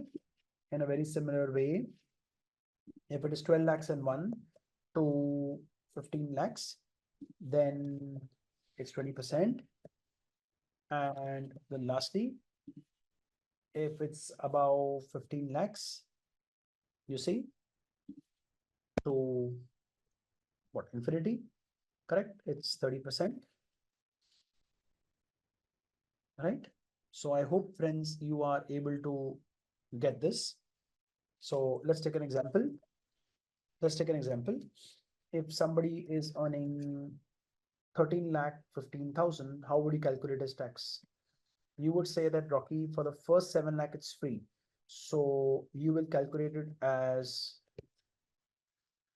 13 point so and so minus 7 lakhs, okay, is going to be equal to 6.5 lakhs. In that 6.5 lakhs, you see, in that 6.5 lakhs, you will calculate the first slab of 7 to 10. So you are going above. Point is, are you going above 7? Yes, you are going above 7. That is true. So in the first, for the first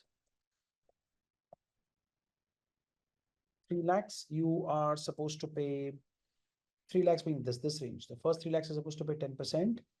Then above that, the next 2 lakhs is supposed to pay 15%.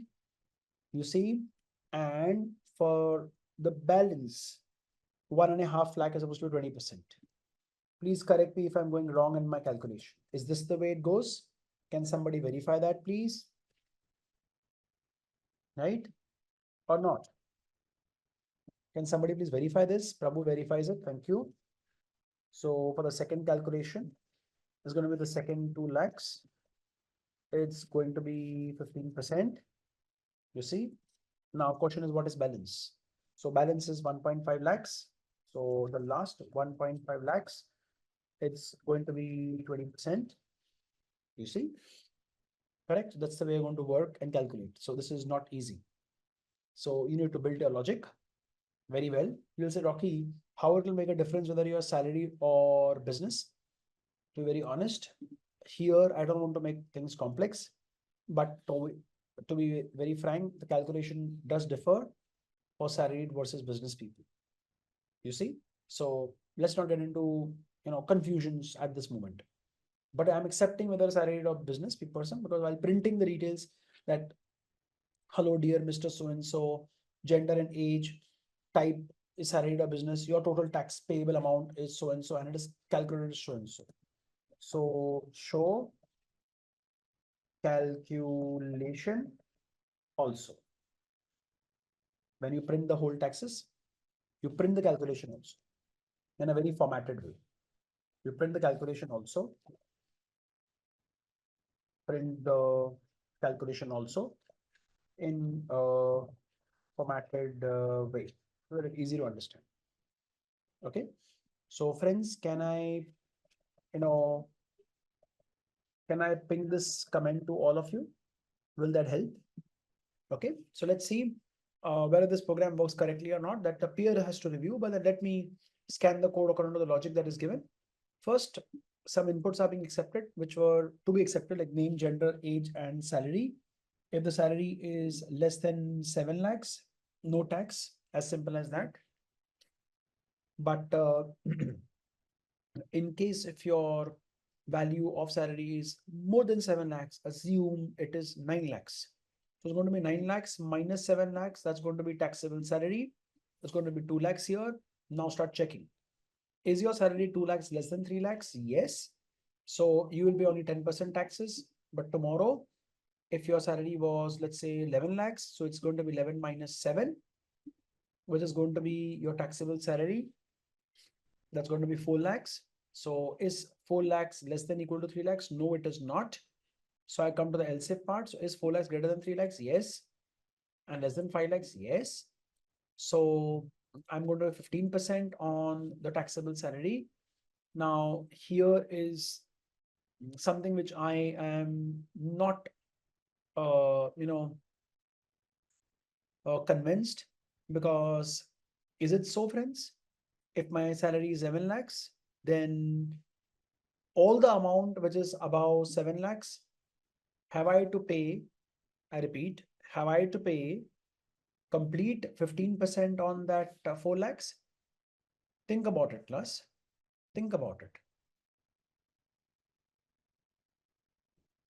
Right? You're not to do that, right? So so the calculation would have gone that we should have taken 30,000 as is. I'll tell you, we should have taken 30,000 as is.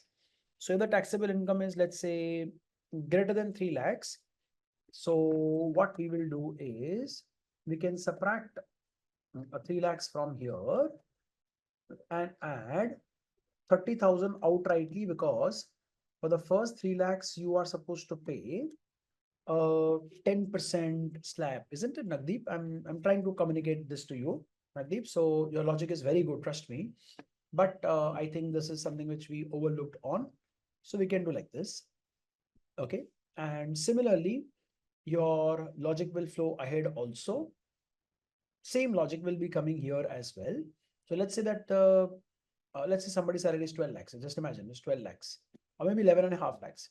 Okay, so you'll come to this part. 11.5 minus 7 is going to be 4.5. So is 4.5 coming in this slab? No. Is 4.5 coming here? Yes. This is going to work. But what if my salary was, let's say, something, and this amount is coming 5.5 lakhs?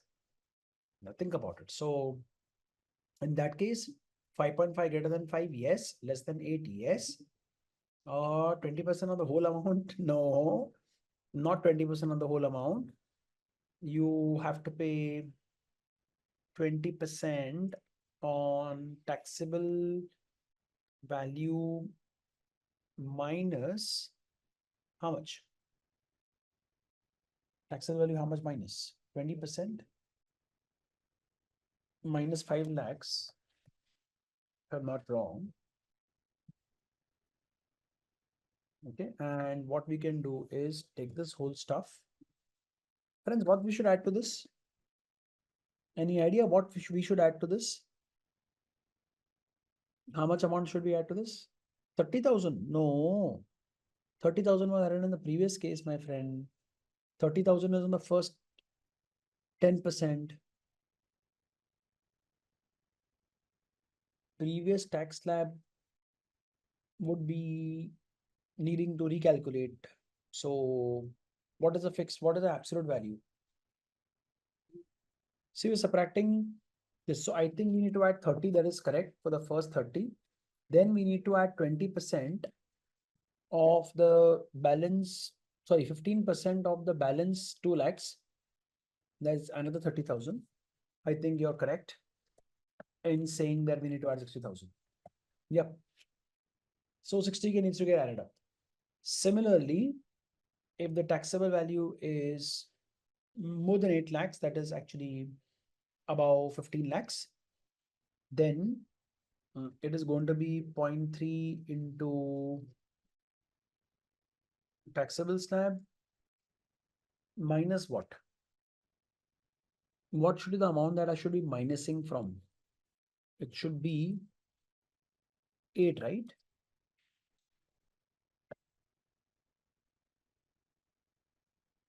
And add to this, 60,000 is up till 12 lakhs. Then 20% of another 3 lakhs is another 30,000. So that is going to be 90. Okay, I'm doing a rough calculation. Huh?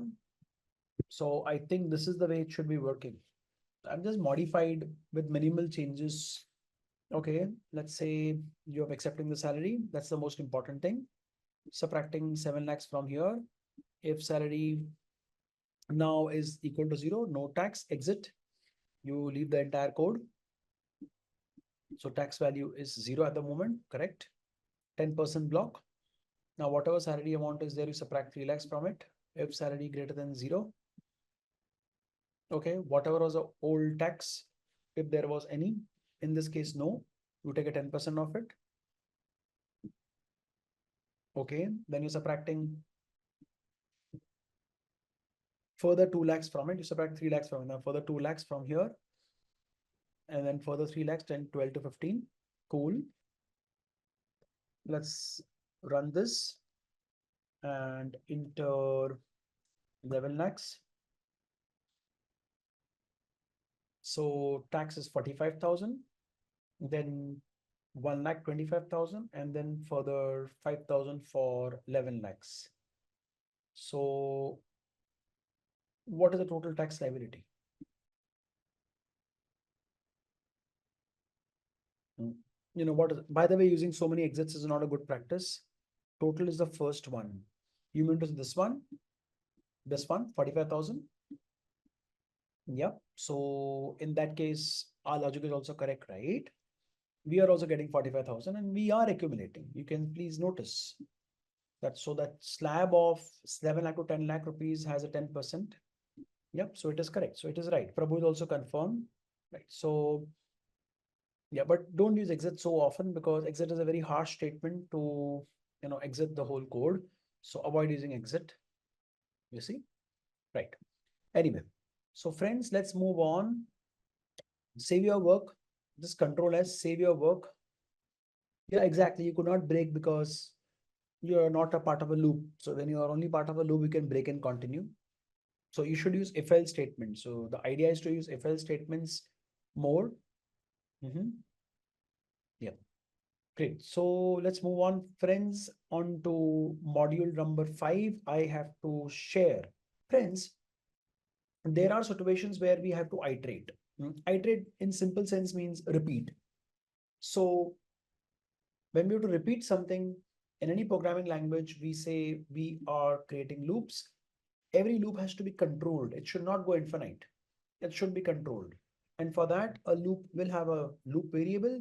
It will have a condition for termination. And you and I as a programmer have to take care of updating the loop variable. Now, friends, there are two types of loops actually. There are more types, but right now, let's restrict ourselves to two types: a while loop and a for loop. These are most commonly used. In a while loop, we first check the condition and then execute all my statements inside the while block. And any statement which is coming like this is the statement which is outside the while block. So remember, all statements inside the while block are repetitive. That means they're going to keep running. Now, let's take a very simple example. I'm trying to find factorial. Friends, I know you will say, Rocky, why are you finding factorial? Factorial is a ready-made function in math. I know that, friends, but I'm just trying to put forth the logic of the while loop in front of you. So I'm asking the user to enter his choice of number. Initially, the variable fact in which I'm going to put the answer is 1, while number is greater than 0. So let's say the user enters a choice as 4. Is 4 greater than 0? Yes, it is. So I'm going to calculate. Initially, fact is 1, so it's going to be 1 into 4. And then the next time is going to be 4 into 3, because every time I'm reducing the number by 1. You see, number reduces by 1. So it's going to be first 4, then 4 into 3. That's 12. 12 into 2, 24. 24 into 1, so on and so forth. So that's the way it goes on. So if I just run this piece of code, it's running. Please wait. This logic can also be changed. And instead of going like 4 into 3 into 2 into 1, you could also go 1 into 2 into 3 into 4. You could do, instead of reverse logic, you can go forward logic also. You get me, right? Now, another very simple example, write a program to find sum of first n natural numbers. Again, very, very simple. So you are asking for user to enter a number. Okay, let's say 10. So till the value of num, which is at the moment 1, is less than equal to 10, I would take the sum plus num. So sum is 0, num is 1, I'm going adding. So first time is going to be 1 plus 1, then 2 plus 1, then 3 plus 2, so on and so forth. So in short, you are adding the whole sequence of numbers. Let's say I want to add up to 6 numbers. Okay, so it's 1 plus 2 plus 3 plus 4 up till 6 is 21. Okay, right. Now, friends, you will find for loop to be more convenient. So if you're a first time programmer, you will find for loop to be more convenient. And if you've been programming, then I'm 110% sure you know what a while loop is, you know what a do while loop is also, you also know what is a for loop. I'm not touching upon do while loop at the moment. That's not so necessary. So let's be using while loop and for loop. Now in for loop, friends, syntax is very simple. The first variable in for loop is the for loop variable, which is like continuously going to change. And after the in keyword, which you see here, you will say, ah, Rocky, in is the membership operator. No, it is not. Here, in is not the membership operator. Here, in is a part of the syntax of for. So for I in, whatever value you've written here, it could be a string, it could be a list, or it could be a collection. So it could be any data structure here in which you want to check whether this value is contained in this. So if I is in Python, so I'm not, this is not a membership operator. See, membership operator means I will check whether the value of I is in Python or not. No, I'm not doing that. So for I in Python means I'll pick up every character of the string one by one into I. So first time I will pick up P, next time I will pick up Y, next time I'm going to pick up T, so on and so forth. And thereby I will get the output the way you can see on my screen.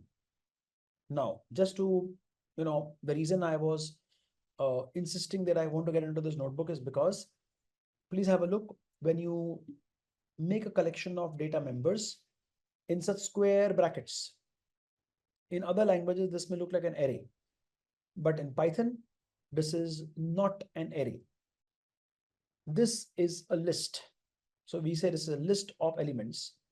You say, Rocky, how can between the numbers you bring in a string? Yeah, the beauty is list is a heterogeneous collection of elements.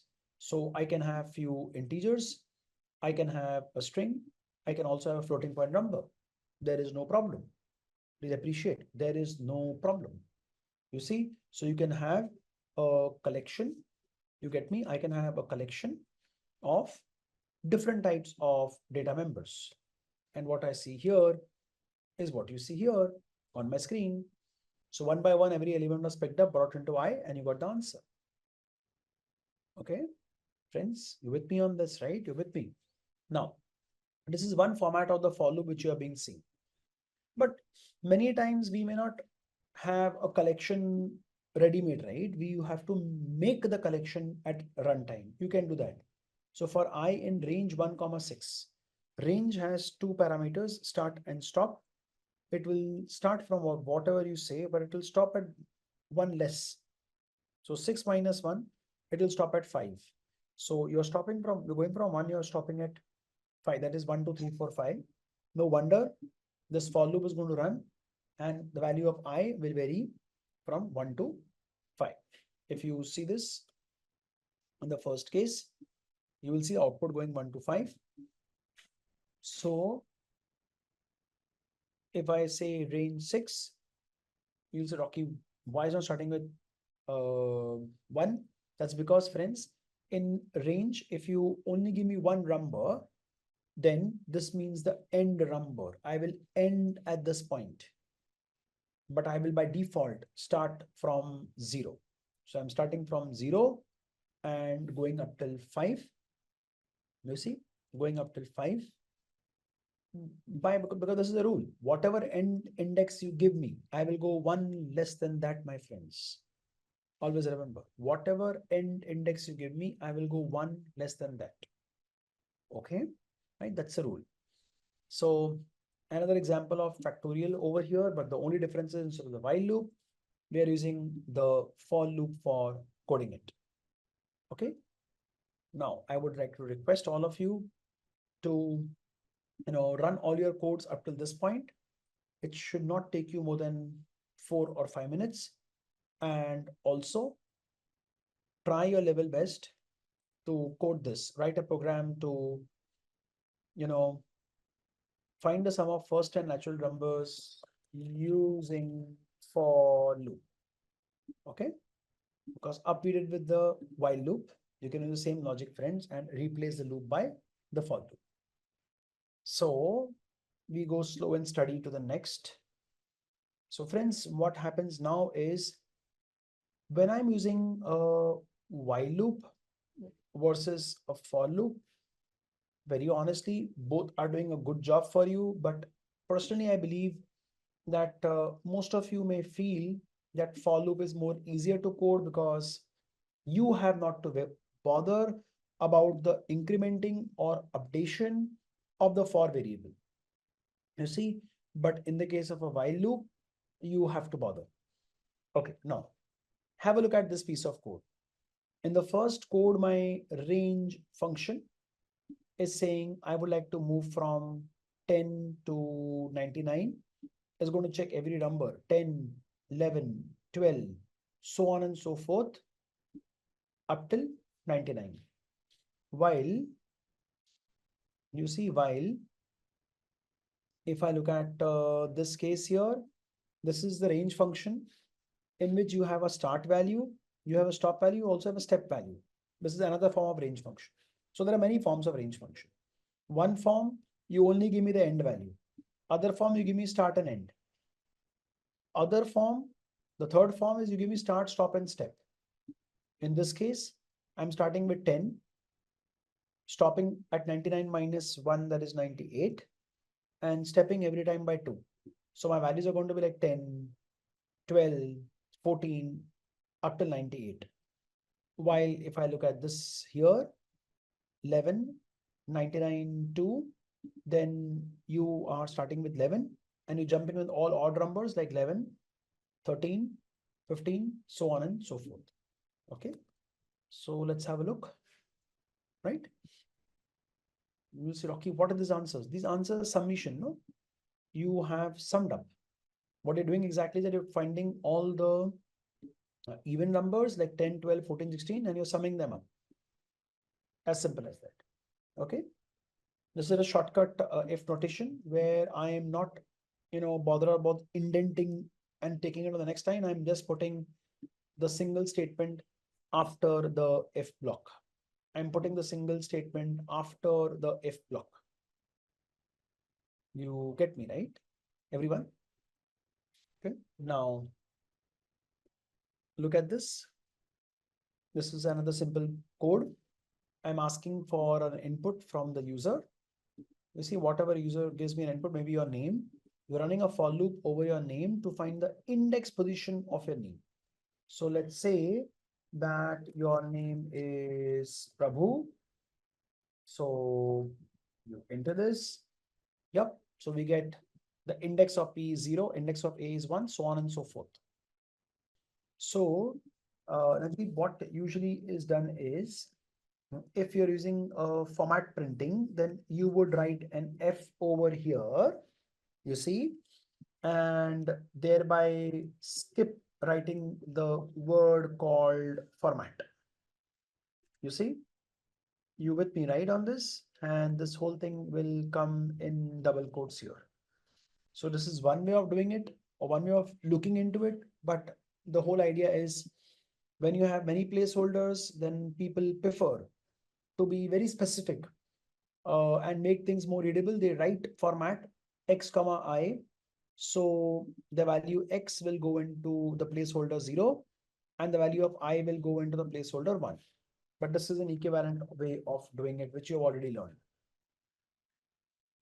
Okay, great. So friends, I am believing most of you have finished up till this point. Can I talk about break and continue? I need your permission, friends. Can I talk about break and continue? Yes, perfect. Thank you. This is the last thing and most important thing which I wanted you to take away today. Friends, whenever you are in a loop, there can be a situation that you may not run the loop completely. So let's say that I'm having a loop which is having a range of 10, but I don't want to run the loop completely. So I can have an if condition. If this if condition goes true, my loop will break. Have a look. See, if the break condition was not there, this loop would have printed values going up till 9, 0 to 9, but it broke at 5 because after printing 5, we check, is it 5? Yes, I break. But you will say, right, Rocky, what is the deal of you breaking? Now, think in a more wider way. Suppose you are accepting multiple inputs from the user and you want to break when you find a particular name or a particular ID.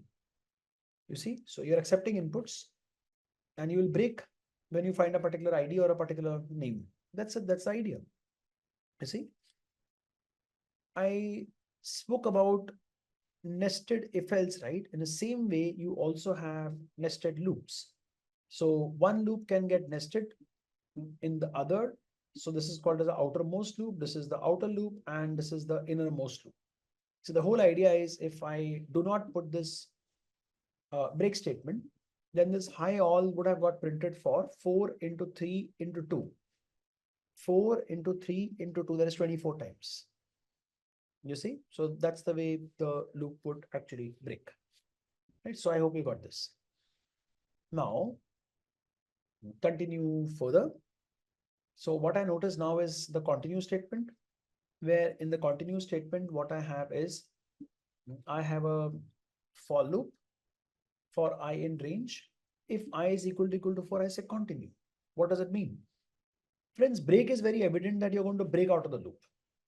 But continue is not so evident. Continue basically means that I will skip every line of code which is after me. So When the value of I is 4, I will not print it. Please notice, I'll get every output except 4 in the output. 0, 1, 2, 3. Where is 4? 4 has got skipped. Then comes 5, 6, 7, 8, 9. You see? So fundamentally, what I'm going to tell you, friends, is whenever continue executes, the step after it is skipped. Whenever continue executes, the step after it is skipped. Okay, right. Now, let's have a very simple code example here. Let's say I'm trying to find all characters, not numbers, only characters in this alphanumeric sequence.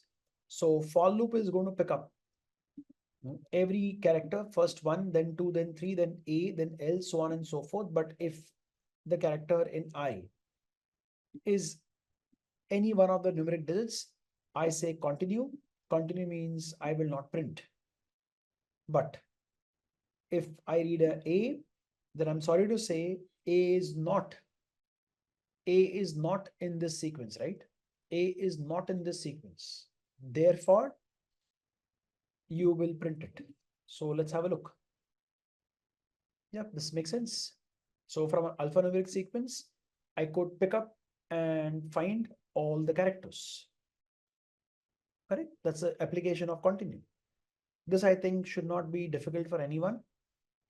I'm accepting some choice from the user. Could be 10, could be 20, could be 30, whatever user wants to enter. And while true is the way you run an infinite loop. This is very interesting. I'm running an infinite while loop. So when I run an infinite while loop, my friends, I'm trying to check, is the number initially 0? Is it even? Answer is yes. 0 is of course even. Then would come 1, then would come 2, so on and so forth. So let's say the first number is 0, it's even, I'll print it. I increment the count, I increment the number as well.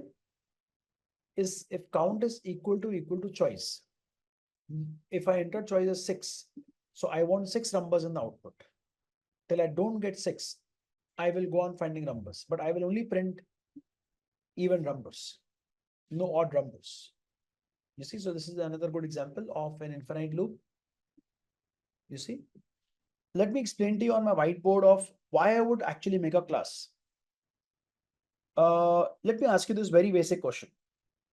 I'm showing you something on my screen. Let me show you something like an ice crate. You see, ice crate. Just ice cubes, sorry. Now, my friends, I wish to ask you one very small question.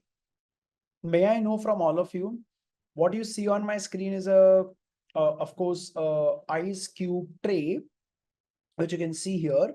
My question to you is, can this ice cube tray be used only once to make a ice cube, or can it be used for n number of times?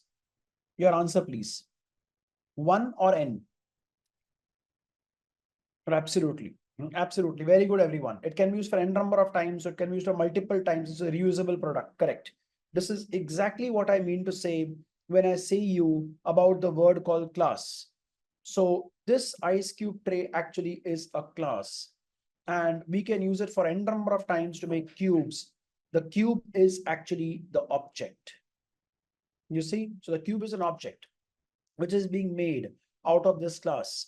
So the whole idea is, once we know the characteristics of something, you see, what we do is that we define it once and for all. Okay, and later on we go ahead instantiating it. We go ahead instantiating it to make an object. You see, we go instantiating it to make an object. You see, right? So the whole idea is very simple. You see, the whole idea is very, very simple, that once, let's put it this way. See, all things around us, my friend, all things around us, you, me, our laptop, a glass of water beside us, a mobile phone, all have attributes. They have characteristics. Let's think about, maybe a car. So a car probably would have a characteristic like number of seats, the model number of the car, the engine capacity, Okay, the type of the car and a few more. These are all attributes of the car. Every car will have it. You see, and there are only methods of the car. Example, change gear. Okay, then accelerate the car, brake the car. Okay, that is stop the car. Okay, and then maybe some more things which you can do with the car. Okay, so these are all methods. These are all functions. These are all things. How will you use a car? You see, the car's color is not what you're going to use. You can use the car for driving. You can use the car to reach to a place. You can use the car to pick up somebody and drop somebody. So those things are my methods or functions on how I'm going to use my car or how the world will use the car. And these are attributes which are static.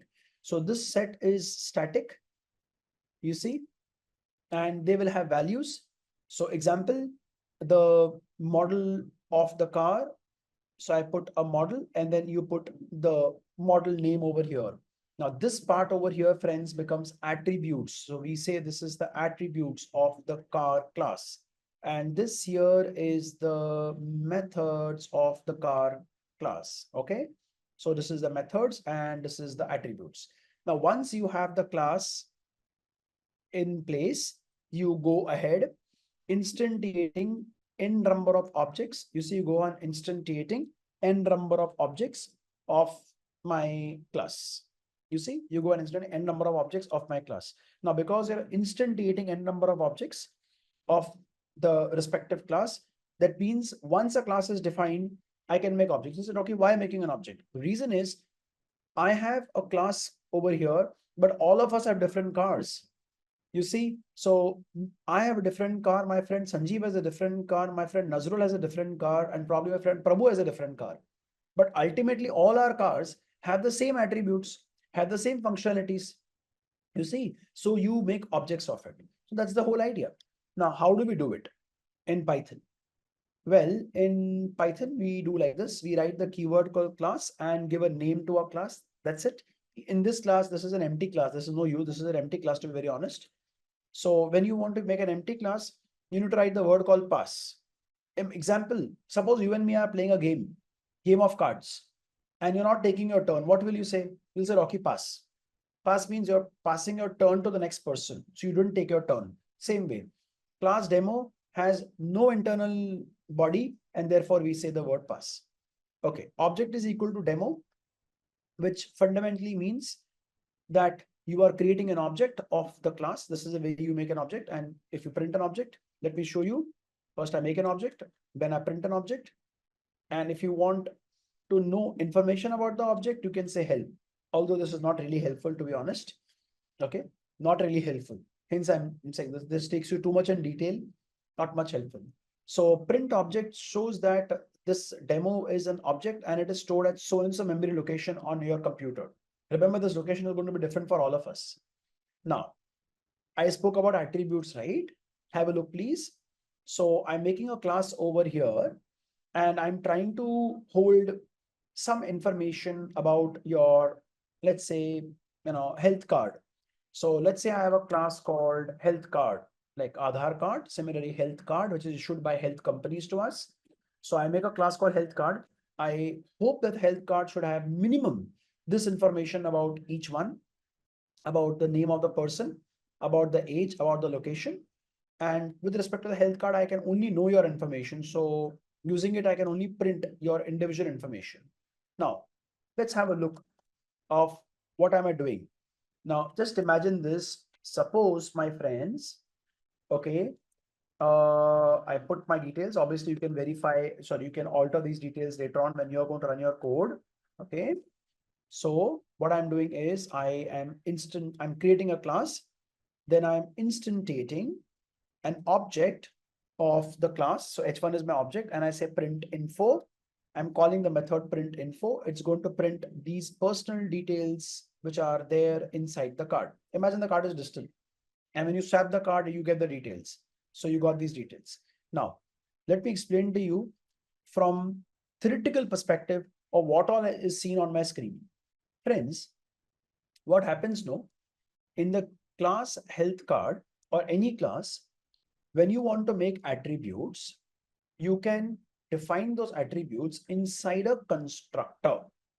A method which starts like this, underscore, underscore, init, underscore, underscore, is a very special method in Python, and it is used only inside a class, and it is called as an initializer or a constructor. It is called as a constructor, okay, or initializer. Although we don't use the word initializer that much, we use the word constructor, okay. So this is called as a constructor or initializer. Now, having said that we are having a constructor or initializer, please have a look. And in this case, I have name, age, and location, which you can see here. And you can see that I printed it here. So you said, okay, how to get the information? Exactly. So when I write the name of the class and I pass some information, those information goes in these variables. I know you will probably, who's the self here? I will come to it. This is a little complex, so give it a little time. I'll come and talk about self a little later, not right now. So whatever data you pass here will go in these three variables. Please leave self aside. And these values get assigned over here. And this is exactly what I'm printing here. Okay. I repeat once again, please leave the self for rest for some time. In the next 15-20 minutes, you will be very clear of what self is. I'm requesting everyone to go ahead, putting comments, like I'm putting comments here that this is a constructor or initializer. In this case, you are making a object. You see, you are making a object, right? And in this case, you are calling method of the object. Okay, right? So I hope you have got this. Very simple and very clear. So friends, can I request you to please run all your codes up till this point? You may have doubts, but I would request you to please have little patience on the doubts, because there are a lot of things which I have to build up. You see, once I built up on those things, most of your doubts will automatically be cleared. If not, I'm here to clear them. Be rest assured. Okay. I'm revisiting the same class called health card. Okay, I'm modifying it because I see health will have many more parameters, right? So health card seems to be a more appropriate name. Okay, so my init here is my constructor, to which I have got three parameters. You see, so whatever number of parameters you give me here, my friends, in the constructor, please remember that many number of parameters you are supposed to pass me. You get me? That many number of parameters are supposed to pass me.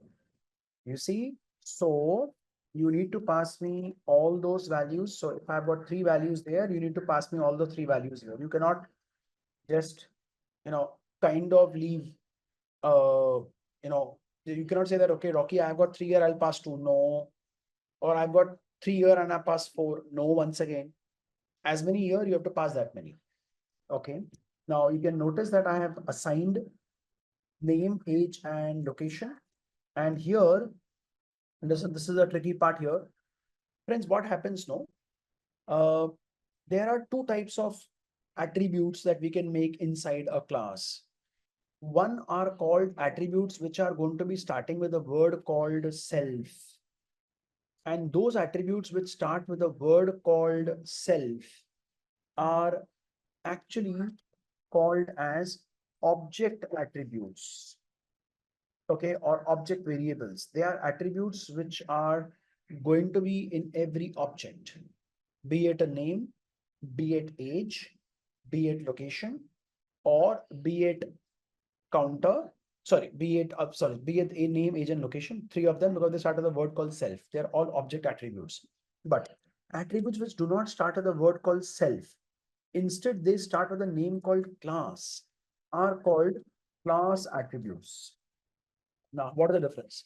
When difference diagrammatically, in a very simple schematic way, the difference is this. Suppose if I have a class attribute, then I am going to put this value over here, and all object attributes, I'll put 3 dots. Now, what happens now, friends? Let's say if I make 2 objects of this particular class. In both of these objects, you can assign value to the object attributes. You see, you can assign values to the object attributes. Okay, but not to the class attribute. Class attribute is going to be common. Class attribute is going to be common to all the objects. You see, if you want to change it, you can change it at the class level. But moment you change it here, it is going to be the same change will be seen by each of the objects. I'll give you one very simple example. Suppose you are a owner of one of the vehicles. Let's say you're an owner of Audi Q3. So Audi Q3 is the type of the vehicle which I put at the class attribute level. But who is the owner? The person's name will come here. What is the type of the color? It is your choice. You have taken some particular color type, which could be different from me, different from Akash, different from somebody else. So our name, our registration number, the color of the car, or cars have a lot of variations. No, lower model, mid model, higher model, kind of. No, so what you have taken is here, but what you have taken is Audi Q3. So let's respect that fact. So let's say 10 people have taken Audi Q3. So Audi is my class attribute, but internal details of the owner, registration number, registered which state, which city will be different, no? So those are going to be my object attributes, and the name of the class, you get me, will be on the so-called top over here as the class attribute. Okay, that's the difference between class attribute and the object attribute. So class attribute remains firm for the class, and every object will be able to see the same value. So you'll say, okay, Rocky, you're trying to tell me that you're having one attribute called counter here. So as many times you call the constructor, counter increments by 1, correct? So you are keeping a count.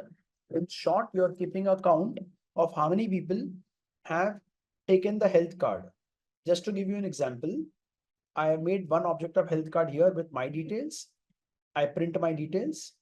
Then I make a health card for some other person, you see, and I print his details. You will please notice carefully that the number of objects now is 2. Wow. So as many more people go on purchasing the health card from the insurance company can keep a track of how many people have yet till date purchased their health plans or health cards, and I see the number of objects going on incrementing. It was 1 year, my friends. See this. Now it is 2. Right. I hope you're able to understand the essence of class attributes, that it remains at the level of a class and not goes to the level of the object. And one more essence what I felt personally is that, okay, Rocky, I see that class attribute is always accessed by a class name, and object attributes are usually accessed by, not usually, always accessed by the self attribute. Now I'll tell you what self means. Friends, when you make an object over here, you see, you are assigning this object to a variable called object1, isn't it? And thereby when object1 calls print info, I wish to ask you, when object1 is calling print info, why details of Rocky are getting printed? And when print info is being called by object2, why details of Dave is getting printed? We'll say, okay, it is simple, because object2 holds details of Dave, correct. Object1 holds details of Rocky, that is also correct. But how does name know? How does age know? How does location know that it has to print details of Rocky or Mr. Dave? How? Exactly. That is where self comes in the picture. So whoever calls the function print info, the reference of that object goes into the variable called self. Hence, you will always notice whenever I use a constructor or use any method in Python inside a class, first attribute of the method or the first parameter of the method will always be self. Because when I call print info by object1, object1's reference internally by Python is passed into self. No wonder it is object1.name, object1.age getting printed. So I get the correct details of Rocky. Here I get correct details of Mr. Dave. You're with me? Friends, are you all with me? Yep, great. So this is something which you can do on your own. This is so simple and straightforward. This is like object1 accessing name and age, object2 accessing name and age, and object1, object2 counters are being printed. Remember, both will be 2. You say, no, Rocky, a counter of object1 will be 1. No. Counter is one single universal variable, my friend. It's a global variable. How can it has two different values for each object? By the way, counter does not come to the object only. Counter is stored in the class. And therefore, each of the variables, as you can see, are going to hold values, which you're seeing here. You see, right? So up till this point, I don't see there should be any trouble. You have done some operator called is operator last time. I wish to tell you what is in case you've forgotten, no worries. Okay, is means basically you're trying to check that is the name of the person in object 1 same as the name of the person in object 2. If it is same, it's going to give you true. And if it is not the same, it's going to give you false because the names are different in both. Hence, I see it's giving false. Counter is same, no? You say, Rocky, use equality operator. Another way of doing it. Instead of using equality operator, you have one operator called is. Let's accept it. What is the big deal? Another thing to do. You see? So I hope this is getting clear. Up till this point, I wish to give you about 3 to 4 minutes to run and put comments from your side. So for is operator, and for some reasons, you may have to use ChatGPT or OpenAI also, OpenAI ChatGPT or maybe Google, just to get some quick sentences which you can copy paste here. Like example, what is operator in Python? So if you don't want to type, you can pick it up from Google and that's it, paste it here. Cool on that, right? So please do that. Right. So friends, now we are moving a bit ahead on to understanding of what we're going to do next. We're looking at excess modifiers now. Things go a little more complex, you see. So friends, now quick questions I'm going to ask you. Please do answer them. Notice that I have accepted 3 values from my user. Okay, values are name, father's name, and age. All 3 values have been assigned. There is a class attribute which has also been incremented. And I'm trying to derive the roll number and the file number.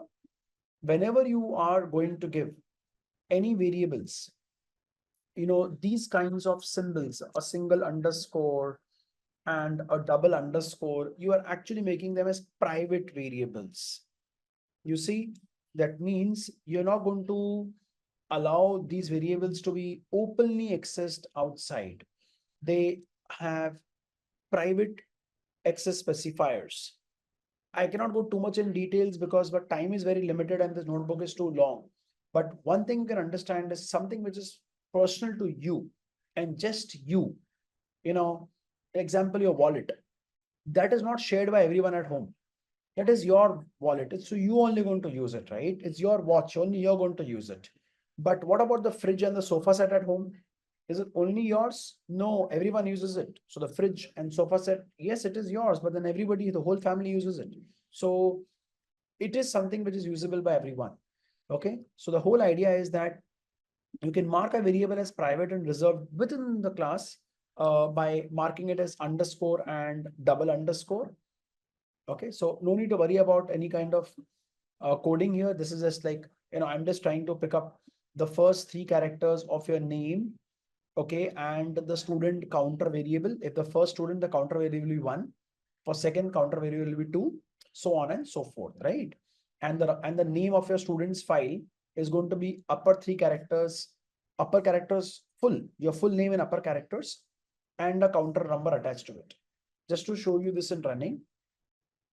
Okay, let's have a look at this example for simple understanding.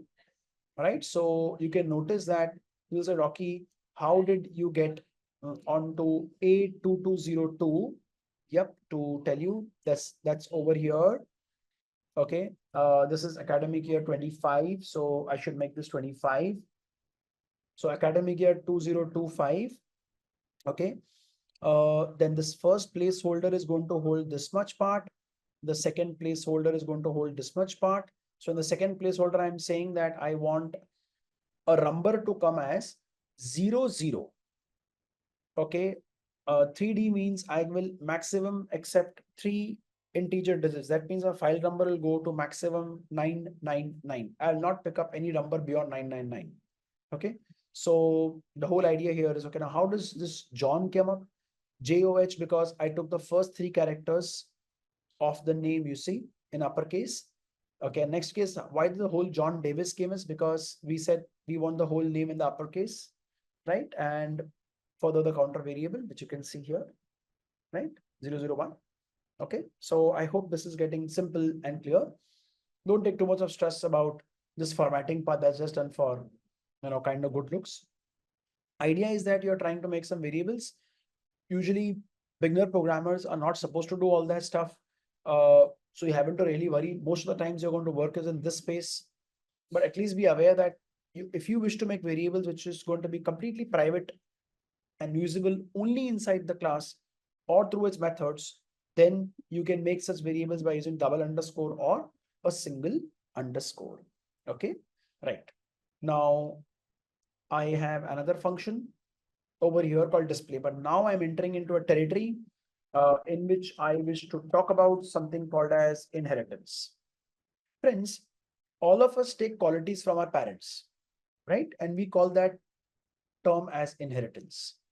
So I may inherit looks, skin color, body frame from my parents, right? So inheritance happens in all object-oriented programming like this.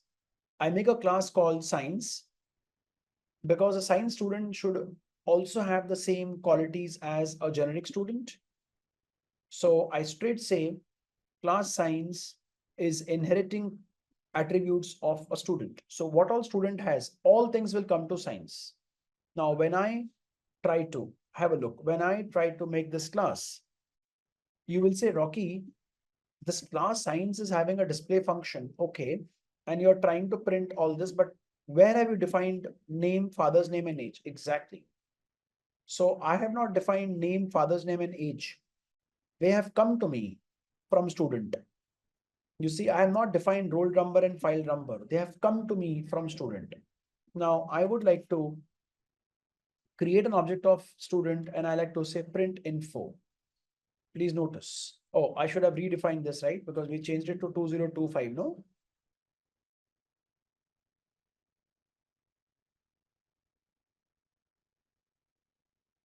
Yep, so academic at 2025.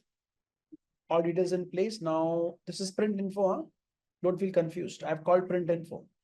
So print info is the inherited method. I've got this function from my parent. Inherited means I've got from my parent. But this function is my own function. Who says that? The science student says that. You see, this is the function. This is, so I'll put it in more simpler words. This is the science student function. This is a function which belongs to science student.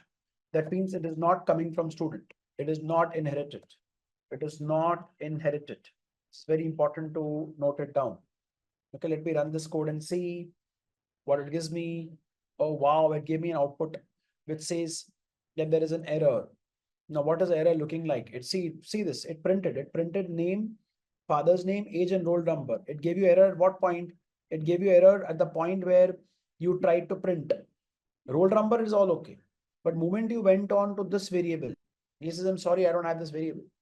Science object has no attribute underscore file number. Why? Because underscore will make the variable private. Single underscore, no problem. Double underscore makes the variable private. So I go up here. This is private variable, my friend. This can only be used by an object of student. Nobody else can use it. If you try to use it, you're going to get an error. So let me cut this from here and mark it private up at the point where it was defined. Private. So when you say private, that means only you can use it. Only the owner can use it. Who is the owner? Student is the owner. Only student can use. Student cannot inherit it. If you want to inherit, that means you want to make variables which are type protected. That means inheritable.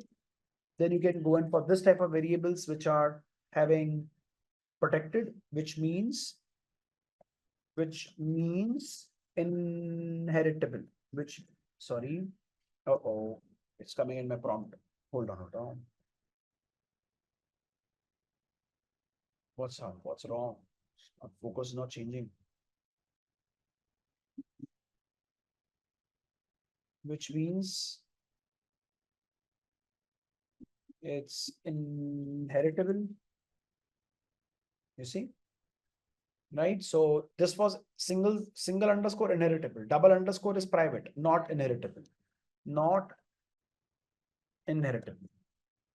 You see, these are some rules, friends, of Python. So I'm so sorry if you feel that Rocky underscore is not very intuitive, that is private. Like in Java or in C++, we literally write private. I appreciate that, friends, but we need to respect the grammar of every language, right? And quickly adopt it and move further. So, yep.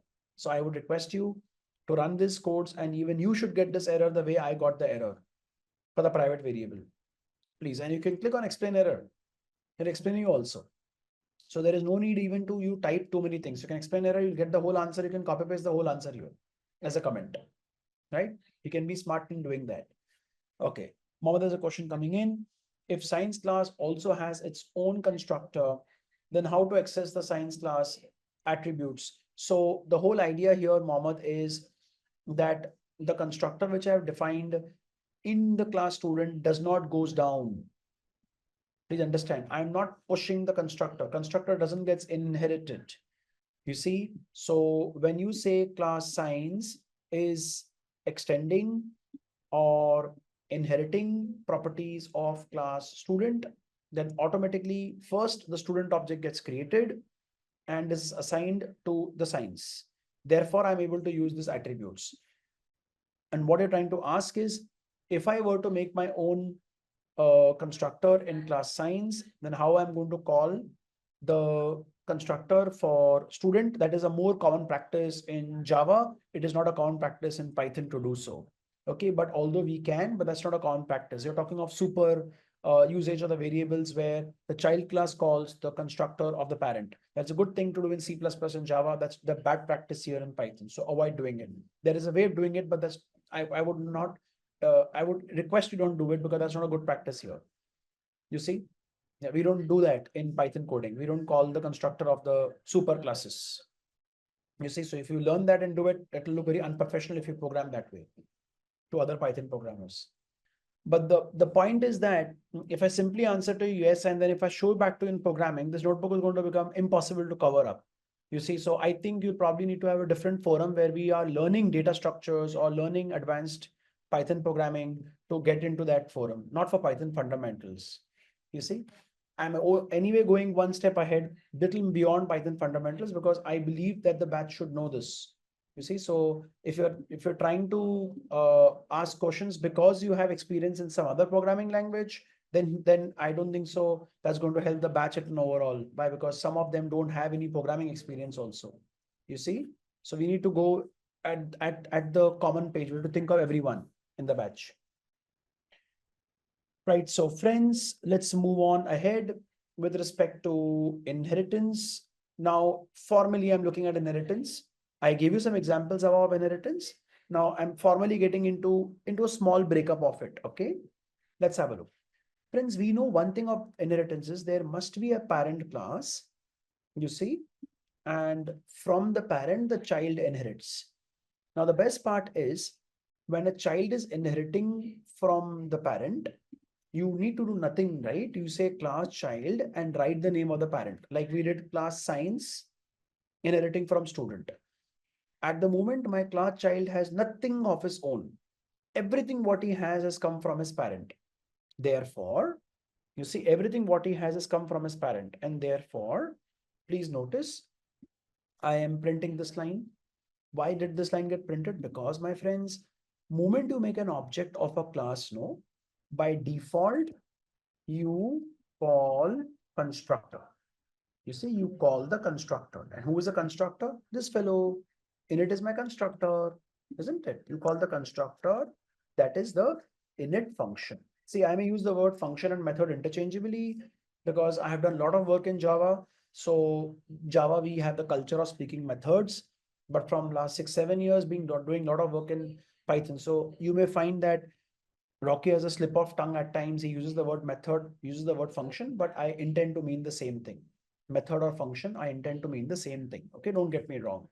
So I'm calling the constructor that is init function. Okay. Further, friends, please notice that using my child object, I'm calling a function over here. You will say, Rocky, from where this function come? This function come from the parent? No. Parent is given his function. Remember, parent, no function, no class will give my constructor. Constructor is whole and soul. I'll put this comment here. Constructor only for self means only for yourself. You see, I told you your wallet example, your wallet, your shoes, only for yourself. You will not share it with your homemates. You see, no. Your wallet, your clothes, your shoes, only for you. But other things, car keys, car, fridge, sofa set, everybody, whole family uses. That's okay. Fine. So this is like yours, but everybody in the family uses. This is only you and you. Nobody else will use. Only for self, not inherited. So remember this rule. It is great if you can jot it down. Constructor is never inherited. Never. Okay. Now I'm coming to question like types of inheritances. So we need to understand that, friends, there are different types of inheritances. I like to show you some diagram before I move further. I'm looking for a diagram is a little more clearer. Okay. All diagrams are very small. They're so tiny. Okay, let me see. Is this clearly visible? Hope so. Okay, so this is a single inheritance, friends, where I have got one single parent and a single child. This is multi-level inheritance. You see, multi-level inheritance, where I see class C is extending B and B is extending A. So this is a multi-level inheritance. You see, what I see here is a hierarchical inheritance where I have got only one parent and there are two children. So there can be what two? There can be n number of children. So n children's inheriting from one parent class. That's okay, no? Right? So let's say I have got a generic class called banking rules made by RBI, whether it's SBI Bank, whether it's ICICI Bank, or whether it's HDFC Bank. My friend, no bank has an option. They all have to inherit the RBI banking rules class. You see, they don't have an option. So there can be n number of banks, all of them inheriting the same protocol of the same class, isn't it? Right? How can I give an example of multi-level inheritance? Imagine this is a class called student. Okay. This is a class called engineering student. Fine. And this is a class called electrical engineering student. So I have got electrical engineering student who inherits properties from overall class called engineering students. And engineering students will naturally have characteristics like any other student. Student may be of science, commerce, arts, but student is a student. So they will have some certain characteristics. So that's the way we specialize. And this is a case where one of you were asking me that, Rocky, how will my class C inherit from class A and class B? Trust me, in Python, it's a cakewalk. It's very simple. You just write the class. Let's say the class is a multi-printer. It's a multi-printer and multi-printer class or a combo printer, and the combo printer class is inheriting properties from a scanner as well as from a printer. Okay, so I have a class called copier. Let's say a class called copier.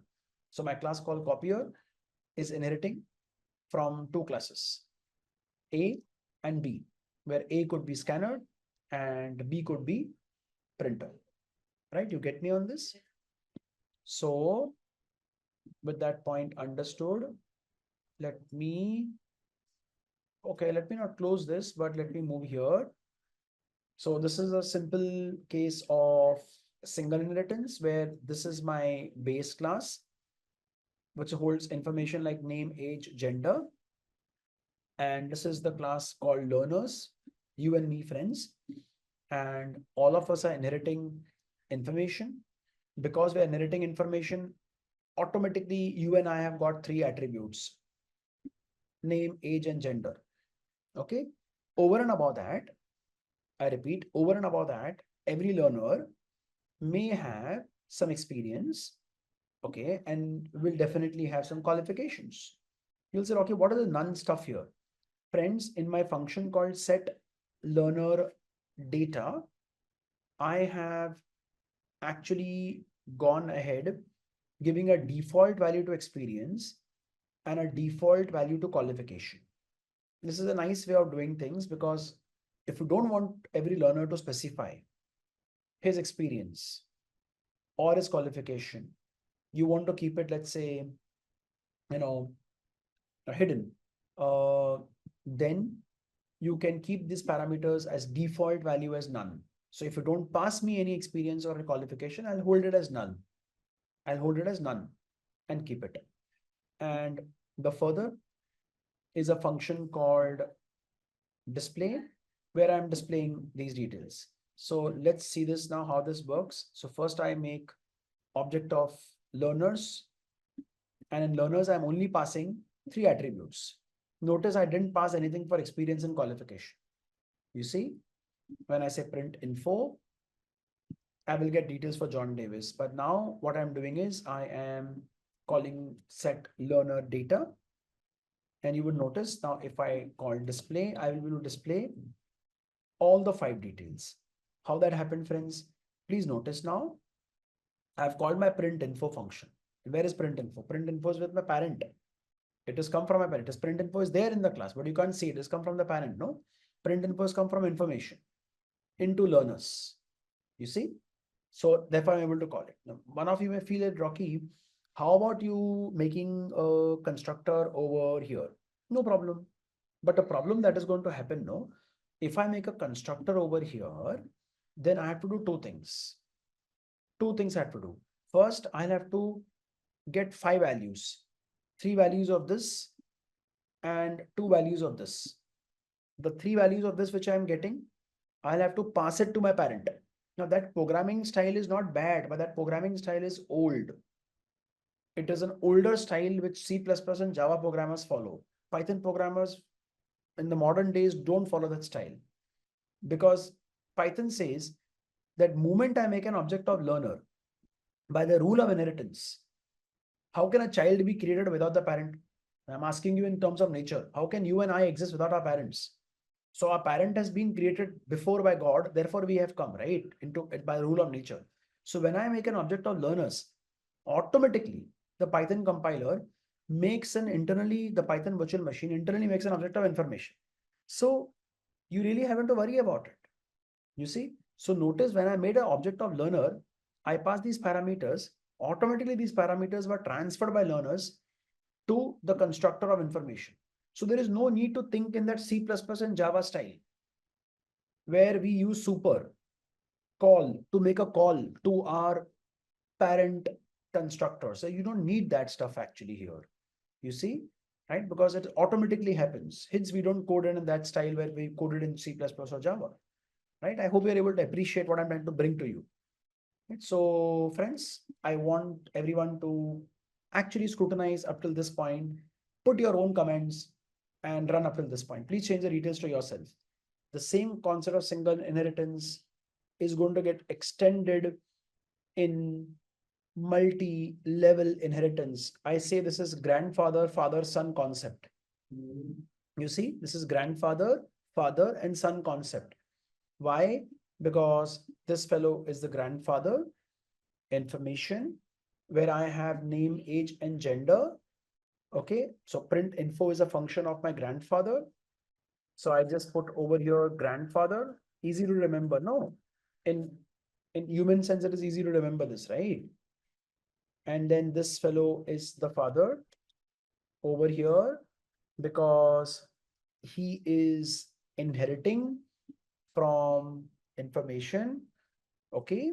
Now I notice one thing, that this programming is same as the above. Exactly. Why will I change? I'll keep it same, no? And this fellow over here is the child or the son. You see, this fellow here is a child or the son. So if you think that you want to keep the child, you want to code nothing new in it, but whenever, now look at this piece of code. Whenever I make a class of, profile, who is my child to the father, okay, or maybe you can say son or daughter, whatever you wish to, then this constructor over here, please notice, is calling. This is a constructor here. See, instead of, if I leave it pass, this is invariably happening. Please understand, even if I write pass, do nothing, this is invariably happening by default in Python. But if you wish to see it or what is happening, please have a look what is happening.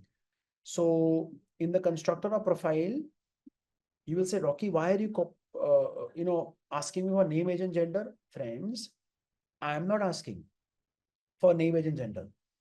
Name, age, and gender is asked by one of the senior classes of profile.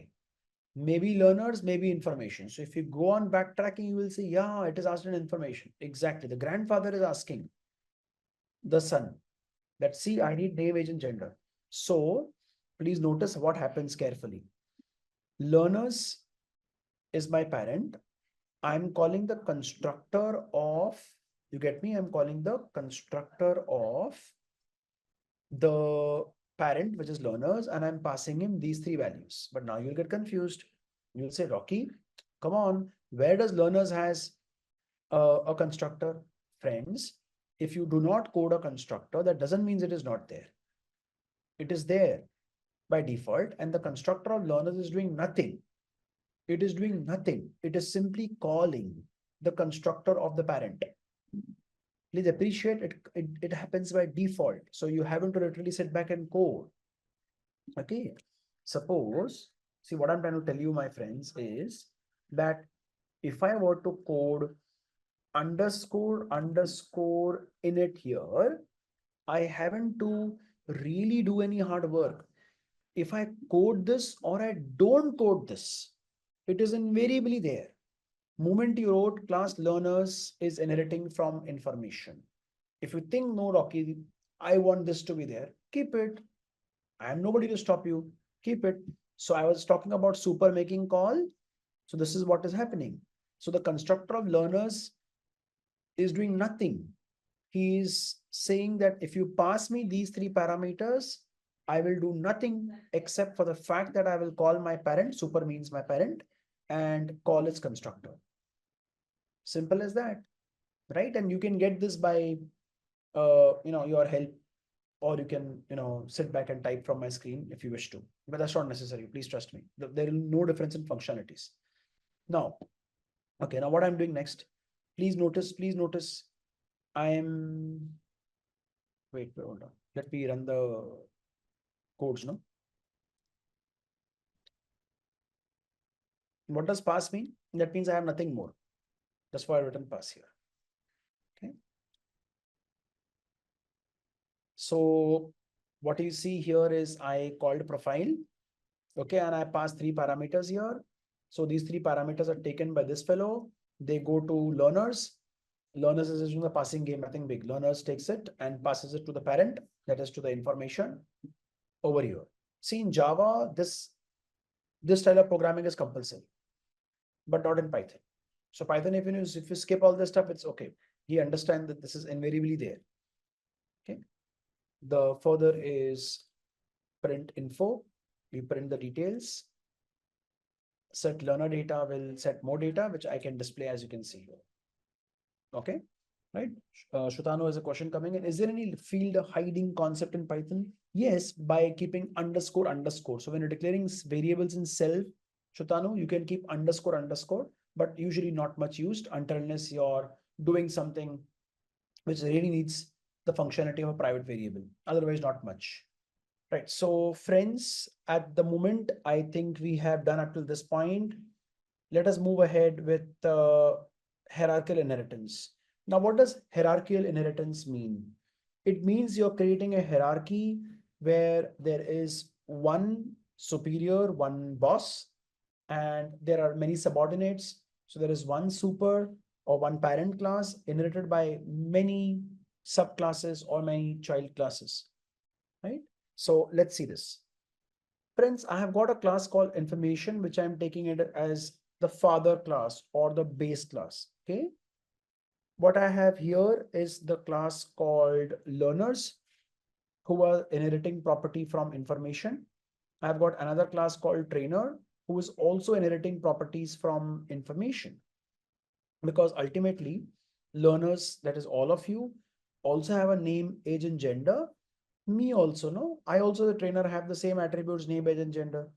So both of us can inherit the same class. But although there are more attributes or a different attribute for learner data, which I'm trying to set through a function. Instead of using a constructor, I'm trying to set this. For trainer, also I'm trying to set this. You see, so let me run with the three things. I'm not adding the constructor here because now you have understood the trick of constructors. You've understood that Python virtual machine, which is internal thing to Python, does the work of calling the constructor automatically. So you haven't to really do anything, even not thinking of the fact that I need to add constructors. And the best part is that Python does it the most efficiently, more than what you and I can think of doing. You see? So what we're doing here is I'm making object of learners. I am setting its data. Then I'm printing an information. You see? Right? And I am also displaying some information here. Further, I am making an object of trainer. You see? It's a trainer data, and I'm printing its information over here. You'll say, Rocky, how is it different? Different is because when I display the details of a trainer or use display function of learner, then I'm printing all details. Why? Because display trainer first is going to call print info. So all data parameters of the parent will get printed. Then the data of specific to trainer will get printed. On the other hand, in the case of simply display function of learners, first we are printing with details of the common part, which is name, age, and gender. And then I'm printing details specific to the learners, right? Now, I wish to now give you a small impromptu class work. Let me see. I'm giving an easy work so that you don't try permutation combinations and go in the confused state. Okay. I wish that you should add one attribute of own into each. I want one common attribute which you wish I wish you should have in information. Okay, obviously you'll print it then. I want in set learner data to have one very specific thing for a learner added up and one very specific thing added up for the trainer also.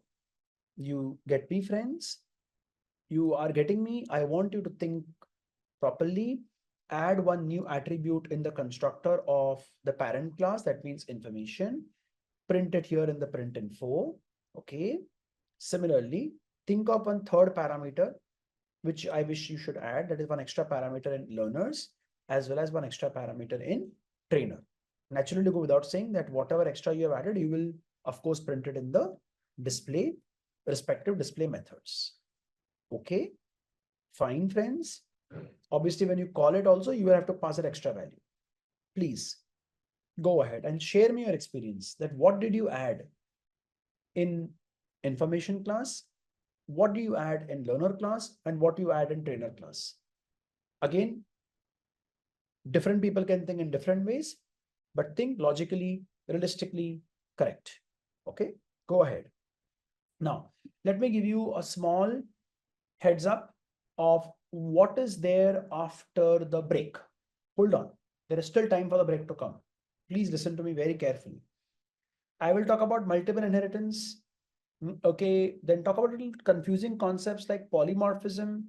Idea is not to make you masters or make you do a lot of practice on this. So don't get me wrong.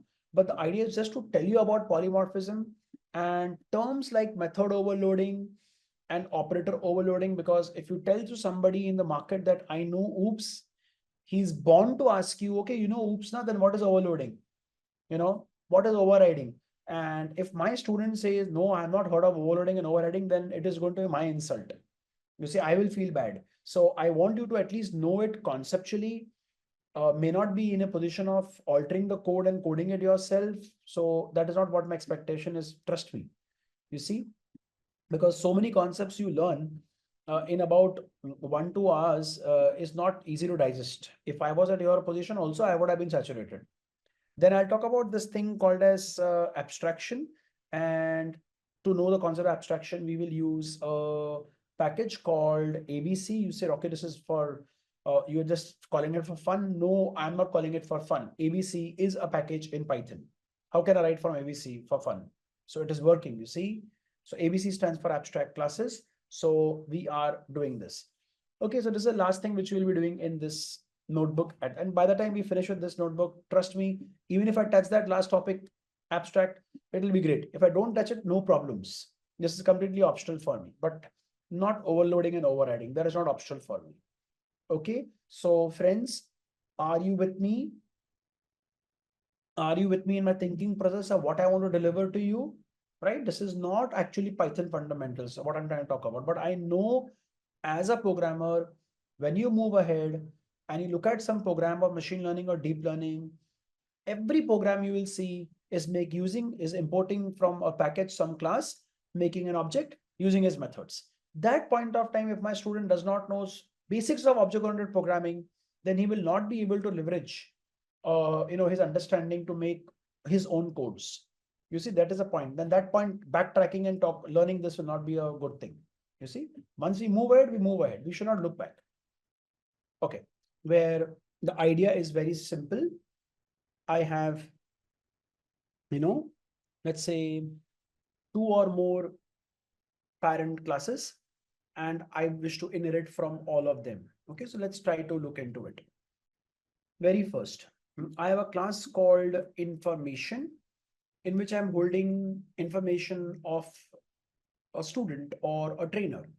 You see, so I'm holding the student or a trainer information because name, age, gender are human information. Okay. The next is I have a class called course information. And in the course information, we have some weekend batches and some weekday batches information over here. Sorry. Okay. And you would notice that I have not done really too much of hard work in course information. We have just made a dictionary, where in a dictionary, I have a key, colon, I have a value. The value itself is a dictionary. This is called the JSON format. Just for your information, friends, if you wish to kind of research more on it, this is called JSON formatting. And to do JSON formatting here in Python, what we do is that we make a dictionary of dictionary. Okay, dictionary of dictionary. By the way, dictionary in Python is nothing but a set of key value pairs. Okay, so this is something which you should research on your own after the today's session. But you should note this down so that you know that I'm asking you to research on JSON formatting and dictionary of dictionary. So in Python, we achieve this. You see, in Python, we create dictionary of dictionary, which you can see above.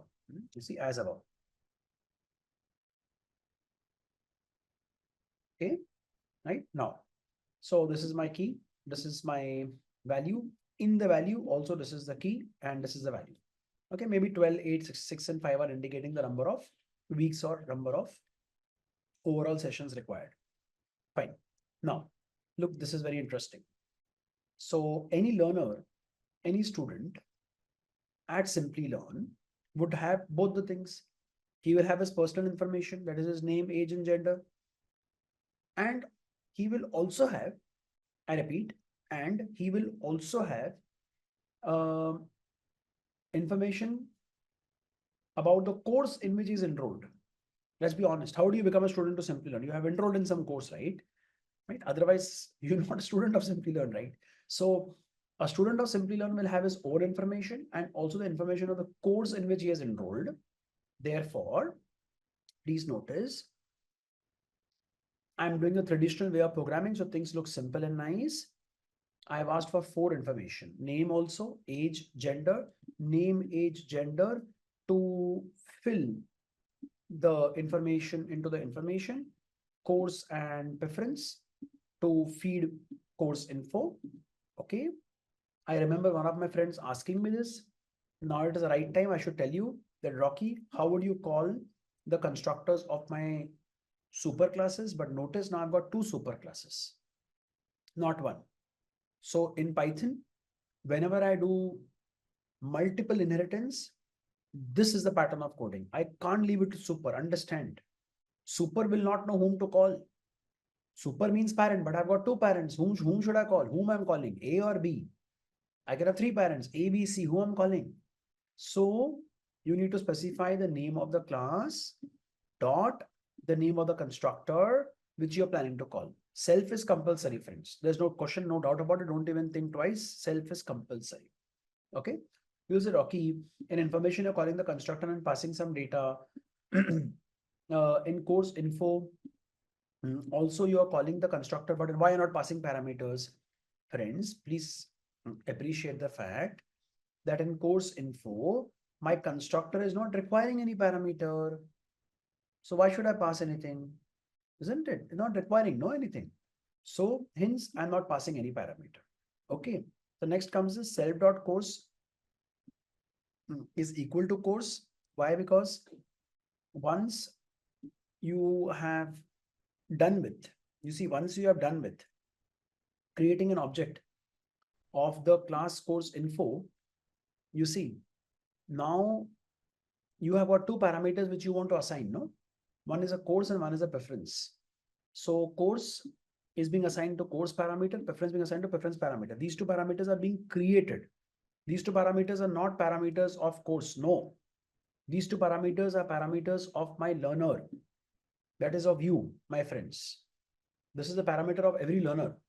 He is enrolling into one of the courses of these 2, and he is having a preference. Let me show this in running to you so that it becomes very clear. Please give me a minute. Let me see. Have I run the above cells? No, I am not. First cell running, second cell running, learner's cell running. Okay. Display information is very straightforward. I'm calling the class informations print info function. I'm printing all parameters here. Further, I can notice self.info. I am picking up the preference and course parameters, assigning to the variable weeks, and I'm printing weeks. I'll show you how it works. This will go into the name of the person. This is going into age. This is going into gender. Data science with R has been the course which the person has selected, and weekend has been the preference. There are 2 choices, weekday and weekend. That has been the case. And further, what I do is I call a function called display. Display calls this thing where I go on printing. So print info will print these 3 information. When I'm printing course and preference, as you can see, course and preference, I printed these 2. Okay. Now what I'm doing is I am finding the number of weeks. So first I go to self.info, that is this fellow here. Then from here, I'm trying to find what has been your preference. So your preference has been weekend. So I go here. So this whole dictionary is loaded. In this dictionary, I am trying to find the index or the key called data science with R to get this final value, which I come to understand as 5 weeks. So after all this step, I get the number of weeks in this variable, which I'm printing here. I get the number of weeks as 5. You get me, friends? Right? I hope I not confuse anybody. So friends, I request your attention once again on my screens. We're looking into a little difficult topic called polymorphism. By the way, what does polymorphism mean? Poly means, by the way, all of us are polymorphic. At the moment, we are student or learners. After the session finishes at 10 p.m., we are brother, sister, husband, wife, mom, dad to our family, right? You play different roles, right? So all of us play different roles.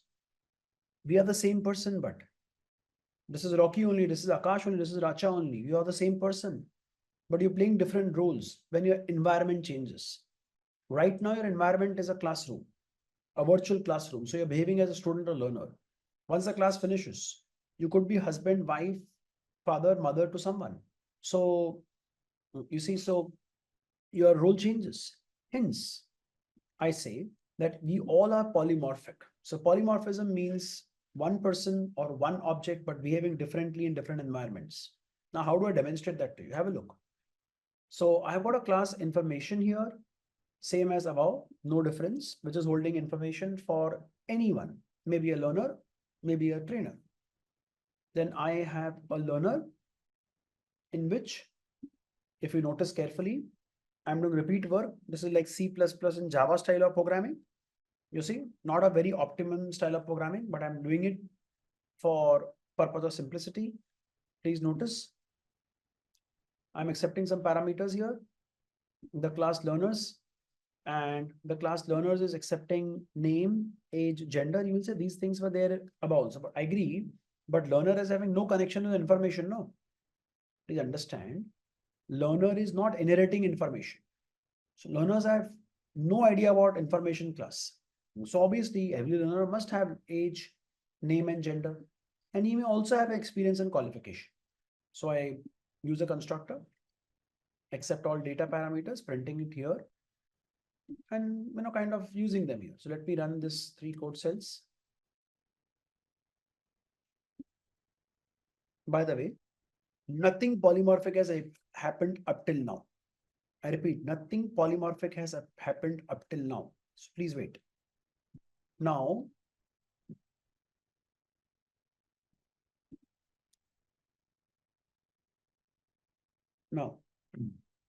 let me bring a very simple notion of polymorphism.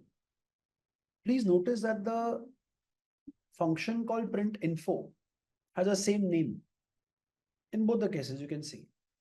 But one who's calling it decides the output of print info. If object one is calling, which I say is the environment of print info, my output is changing. The print info function, I agree the body's definitions are different, but the name is same. If my environment changes here, then my output changes. This is a very raw example of method overloading, because you don't have method overloading concept actually in Python. You see, like unlike Java and C++, this is very common. It is not common here.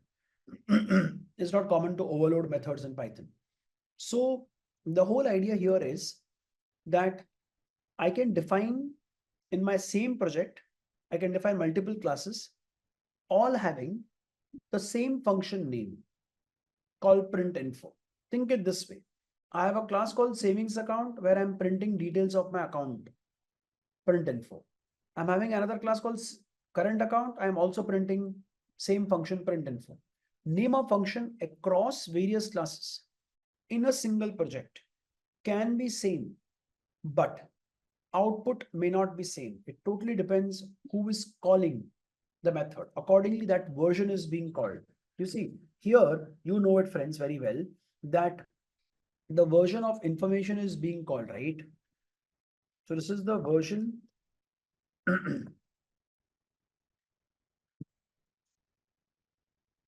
of information being called. I mean to say information class.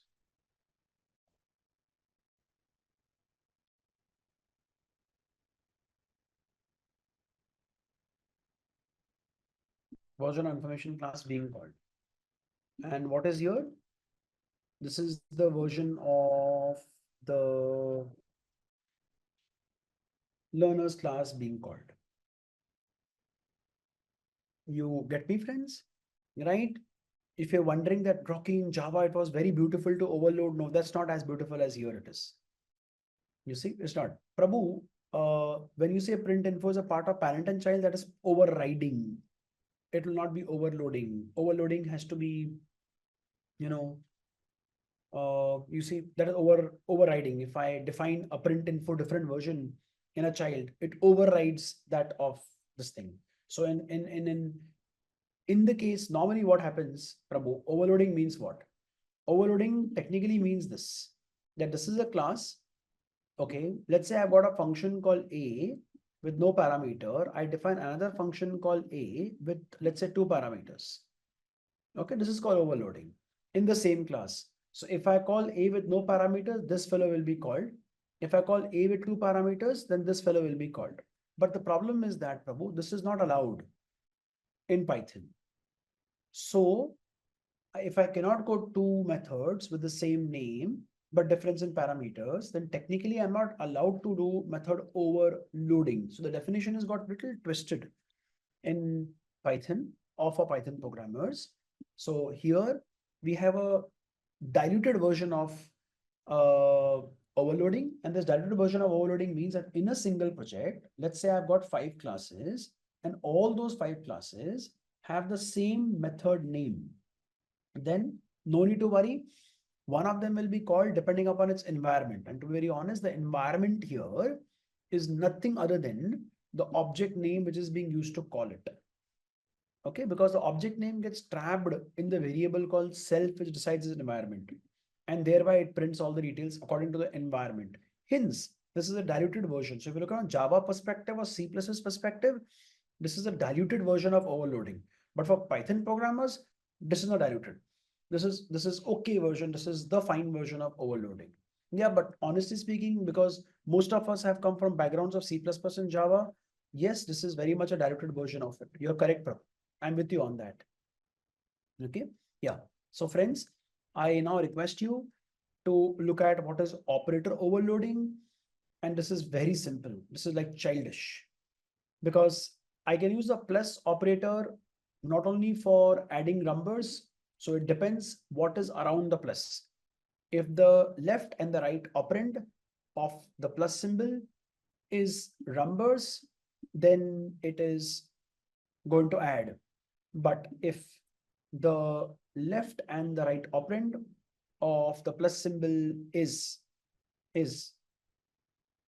supposedly strings, and is not going to add, it's going to concat. So the idea is that the same operator can do work differently depending upon its environment. And the environment of an operator is nothing but its left and the right operands. You see, it's called polymorphism. That's called operator overloading. Right now, friends, I'm giving you maybe 3 to 4 minutes where if you wish to add something the way I have added things here, so it will be great if you can do that. And then we proceed further to the concept of overriding.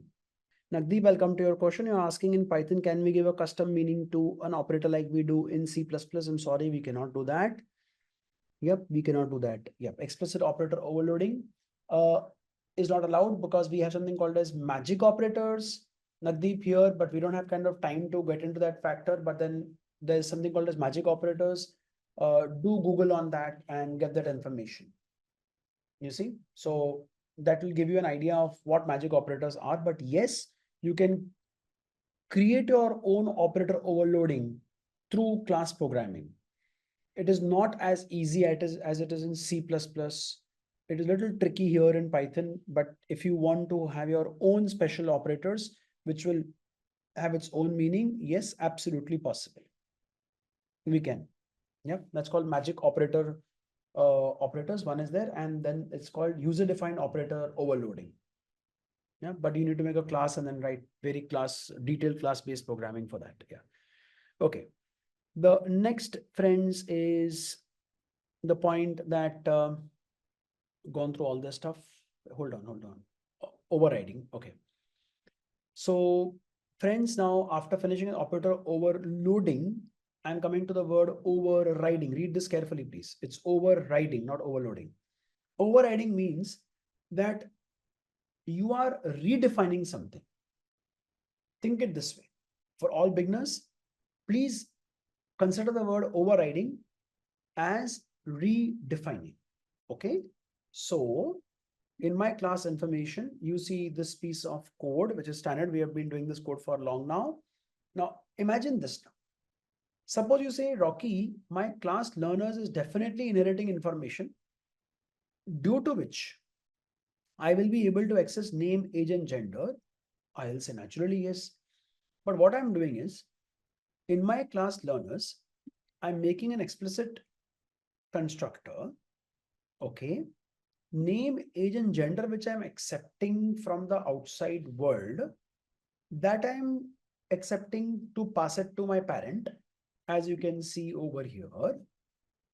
You see, as you can see over here.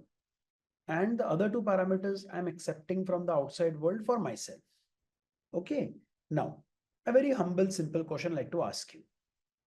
Friends, the print info function of the parent class, that is information, is only capable of printing three things, isn't it? It's only capable of printing three things, namely age, name, and gender.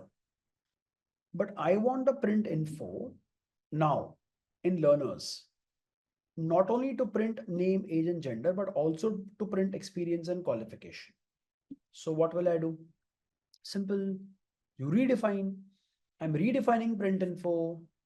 Do not forget, because of inheritance, you already have got one print info from the parent. Don't forget that, please. But you don't want to use it. Hence you're overriding. Notice my comment here. Print info function, this print info function of derived class being child class is overriding, means you're redefining the print info function of parent class. Now remember the trick here. Huh? Even if you tell me that, Rocky, I would like to print name, age, and gender, I'll say, I'm sorry, I can't print it. I can only print qualification and experience. Let me just show you. I made an object of learners, okay, and I'm calling print info. You see what it prints. You'll say, oh my God, it's printing only qualification and experience. It's not printing the other parameters. It cannot, because you have overridden it. You see, you have overridden it. Now I'm giving you an impromptu question. I'm giving you an impromptu question. I'm not asking you for to code an answer, just logical. If I want to call this print info from this child print info, question is, can I or I cannot? Question is, can I or I cannot? Answer is yes, I can. Absolutely, Prabhu. Very good. Very good, everyone. If you wish, you can definitely do that. Yes. Yeah. Okay. Syntax is not a problem. There is a whole world of Gen AI tools to give you the syntax. That's not a problem. Question is that logically, can I? Answer is yes, we can. Okay. Okay. Now, please have a careful look. That is exactly what I did. Therefore, I asked you this question. Exactly what I did in the next piece of code. Again, I redefined class learners, inheriting for information, same constructor, no difference.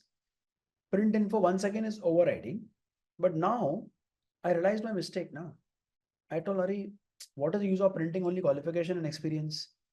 Where are the name of the student? So I need to call print info of my parent, but that is all anyway overridden. It is like recoded. So how do I call? I can call no. I can give the name of the class. So I give the name of the class information, and then I am calling print info ahead of it. Simple, sorted. By doing so, now if you notice very carefully, you would get the information of both. So I really appreciate Akash and Prabhu. What you answered is absolutely correct. Instead of super, just one correction. No super over here needed. Just name the class and call the function. So simple. Okay. Right. So friends, I am giving you about maybe 3 minutes. Can you please execute all these code blocks?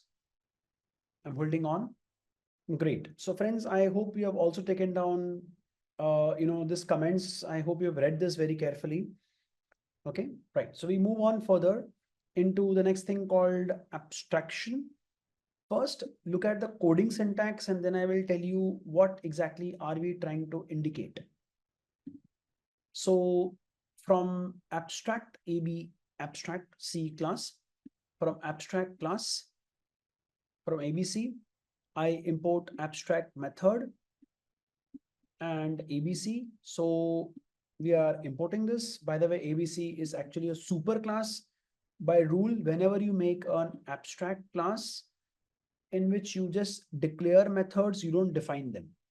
I repeat, when you make an abstract class, you are only declaring methods, you don't define them. The one who is inheriting, you see, one who is inheriting the class, that is the abstract class, will take responsibility by compulsion to code the methods. So the idea is that I think in real time, you have beverages in the menu, but there could be many beverages. You probably could have, tea, coffee, mango shake, orange juice, whatever. All these are beverages. So, or whatever category they are in the menu. So all these things in the category of beverages will have to specify their ingredients and will have to specify their taste. So in simple words, I am having methods which I'm forcing my children classes to code. Now, how do you force? I don't want to override, I say. I want to force them to code. So the simplest way is you make a class which is abstract in nature. And the easiest way of doing it is you write a class, say it is extending ABC.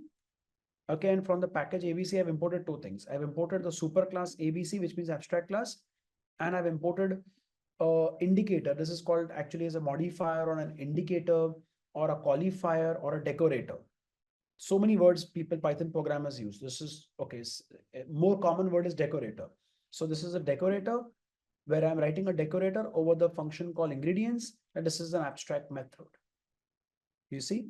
So, okay, is it necessary to write? Well, it's a good practice to write. If you don't write, nothing is going to happen. You see, but then it is a good practice to write this.